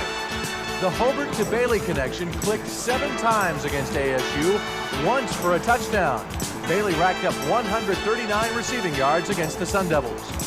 Washington celebrated homecoming with its 8th victory of the season, 44-16. The Huskies had not beaten USC in Los Angeles since 1980. The dry spell ended in early November. Bino Bryant's homecoming was a memorable one. He turned in a performance worthy of Pac-10 Offensive Player of the Week honors, a career-high 158 yards, and a pair of touchdowns. Defensive co-captain Donald Jones throttled down for 5 tackles against the Trojans, 2 for loss, and a sack. Washington went to its bag of tricks in the second quarter. Honorable mention All Pac-10 tailback Matt Jones from Portland, Oregon carried on the fake punt. First down, Huskies. 6 plays later, Bryant was back in the end zone with help from Chris Rongan, Lincoln Kennedy, and All Pac-10 second-team tackles Supeli Malamala. Big day for linebacker David Hoffman from San Jose. 10 tackles, 5 for loss, and a pair of sacks. He was the Pac-10's Defensive Player of the Week. Washington improved to 9-0 with a 14-3 victory over Southern Cal. We've seen this ourselves. We've gone into the SC game and we were decided underdog, and our kids play lights out. They sometimes upset them. 2 times down there, the last 2 times we're down, we went for a go for 2 to beat them. And comparing the teams, we were not as good as them. 2 Rose Bowl teams, and I suspected the same thing. Go down there and they can play. They proved they could play against Penn State, and they had some young players, had some, the deficiencies here and there, but they could get up and have a marvelous group of athletes, and they played us very well. But again, Bino Bryant came through when we needed him. The Huskies' final road trip of the regular season was to Corvallis to meet Oregon State. The Beavers ran the wishbone, and the purple and gold stormed to the football. Jaime Fields batted away the pitch. The play resulted in a safety. Washington scored on 6 of its 8 first-half possessions. Hobart, 14 of 19 passing, 4 touchdowns, 3 to all-conference wide receiver Mario Bailey. Dana Hall, an all-conference cornerback from Diamond Bar, California, blocked this punt to set up another short Husky drive. Steve Entman and co-captain Brett Collins teamed up for this tackle for loss, 1 of 13 the Husky defense registered against Oregon State. Collins also earned all Pac-10 honorable mention recognition. Senior linebacker Chico Fraley, an all-conference first-team pick, recorded 7 of the team record 129 tackles for loss. He picked up 2 of them in Corvallis. the Huskies routed Oregon State 58-6. In doing so, they clinched the Pacific 10 Conference Championship and their second straight trip to the Rose Bowl. The credit there goes back to the players and that they didn't overlook Oregon State. You know, Oregon State hadn't won a game, but we also had the Cal game the week before that video, and they had the ball 40 minutes to Cal's 20, and both the offenses scored 3 touchdowns in the game. So we knew that you know, if we get ready to go down here and just think it's going to be a cakewalk and get back on our heels and then let that wishbone get rolling, we'll be in for a long day. But a real credit to our players that they got ready to play. Coaches had a marvelous plan, and they went down there and just took it to them. Washington jumped to number 2 in the national polls in time for the 84th playing of the Apple Cup. The Huskies jumped in front of the Cougars on their first possession. Hobart hooked up with McKay for 69 yards and a touchdown. The Husky defense stifled the Cougars in the second period. All Pac-10 honorable mention middle guard Tyrone Rogers and sophomore DeMarco Farr team up to stop this play. Billy Joe tossed to fullback Darius Turner, a junior from Gardena, California. He high-stepped it in for 6, and Washington was up for good. Donald Jones bust through for a sack, 1 of 7 for Washington this day. Second-team all-conference cornerback Walter Bailey picked off this pass, returned it 27 yards for a touchdown. The opportunistic Huskies turned 36 opponent turnovers into 120 points. Senior co-captain Mario Bailey from Seattle's Franklin High saluted friends, fans, and foes following this touchdown grab. The second quarter assault continued when Jaime Fields wrapped up another 2 points with a safety. The Huskies went on a 29-point run to put it out of reach. Honorable mention all Pac-10 tailback Vino Bryant pranced 21 yards for 6 more. The Huskies' leading rusher closed with a 127-yard effort against the Cougars. Mario Bailey's last performance in front of the hometown fans was a spectacular one. Outstretched for 6, Bailey led the Pac-10 with 1,037 receiving yards. Mark Brunell's keeper punctuated a 56-21 Apple Cup win, the Huskies' 3rd straight victory over the Cougars. The conference championship was settled, but you know, to stay in the national race, plus the fact that it is the Apple Cup, and everybody knows about rival games that you tend to throw out the records and the stats, and the Washington State players have really played us very well in my 17 years, very hard, and so I think that our players, again, they respected Washington State, the ability they had, and the fact they would come in here and play very hard, and they put up a lot of yards against us, but it was a great victory for us. Washington produced its first unbeaten season since 1915. Following the Apple Cup victory, the Huskies paid tribute to friends and teammates.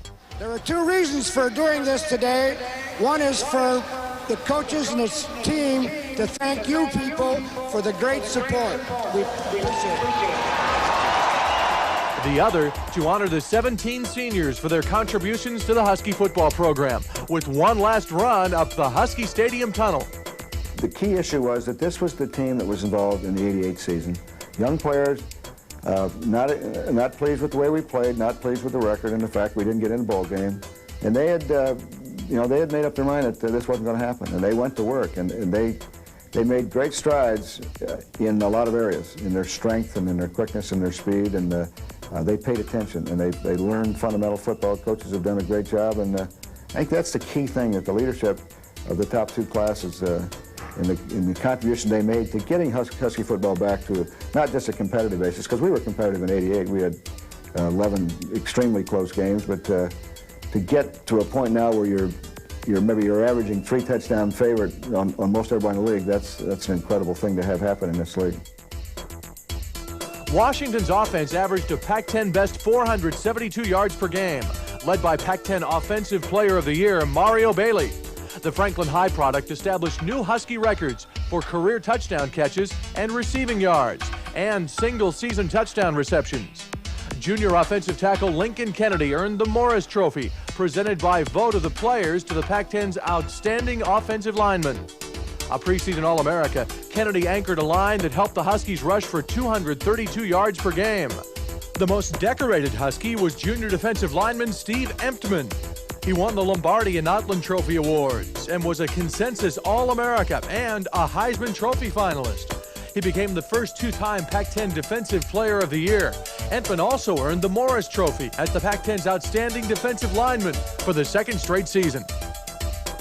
Coach Don James guided Washington to the Pac-10 title for the 5th time during his 17-year tenure in Seattle. For the second year in a row, James was named the Pac-10's Coach of the Year. He was also named National Coach of the Year. Ahead, his 10th postseason victory when his Huskies met Big Ten champion Michigan in the 78th Rose Bowl.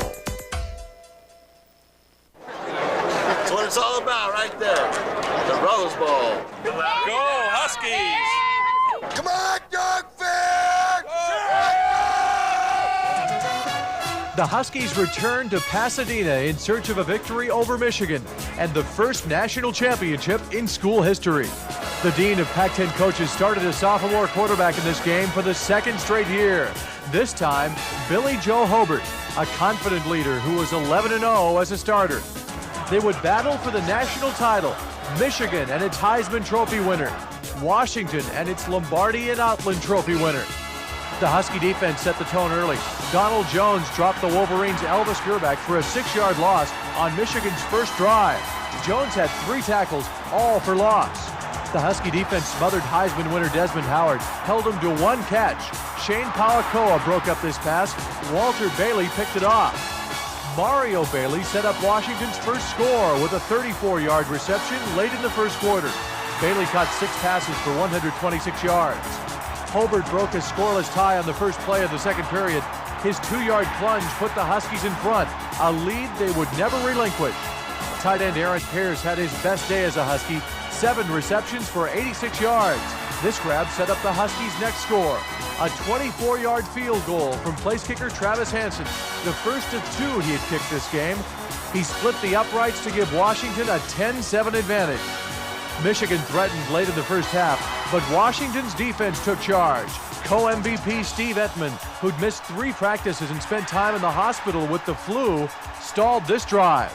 Second half, Hobart marched the Huskies to another scoring drive. The game's co-MVP found freshman Mark Bruner from Aberdeen in the back of the end zone.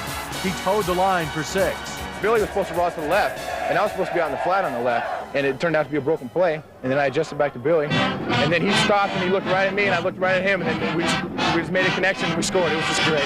The Huskies added to their lead when Aaron Pierce caught this 2-yard pass from Hobart. It was 27-7 Washington early in the fourth quarter. Linebacker Jaime Fields unloaded on Michigan tailback Jesse Jones, a monstrous hit. The Wolverines turned the ball over on downs the next play, and Mark Brunell, the Husky starter and Rose Bowl MVP a year earlier, fired a 38-yard touchdown strike to Mario Bailey, who struck a very familiar pose. The Husky defense recorded 13 tackles for loss, 6 quarterback sacks, limited the Big Ten's best offense to 205 yards. Washington 34, Michigan 14. I think their defense is better than I thought it was. After playing them on the field, I think they're a better defensive football team than I thought going in. And going in, I thought they were good. That's good defense we've ever played since I've been anywhere. Notre Dame's not even close to, even Florida State's not even close to this team. Washington's a great thing. They should be national champ. You would have never dreamed it would come out this way. 200 yards to 400 yards, 10 to 19 first downs, everything at the... We really won the third down game, and I think that's something we played well in all year, and that was a real critical part of it. We were a little slow to start, but once we got rolling, man, they didn't know what we were doing. People get so confused. We balanced the run and pass so well that you just don't know what's going to come at you, and it was a beautiful game. Came out second half, we performed a little more. I performed a little bit better, and we put on 7s instead of 3s, and I think that was the key. But I don't really care what the voters think. We just went out and played. I wasn't feeling real good. I didn't have any burst. I couldn't really run the ball well. My legs were jello most games, but hey, it doesn't matter. We won, and we're number 1 now. The Huskies celebrated the first unbeaten season in modern history and were crowned national champions by the USA Today CNN coaches panel. It capped the perfect season for the 1991 Washington Huskies.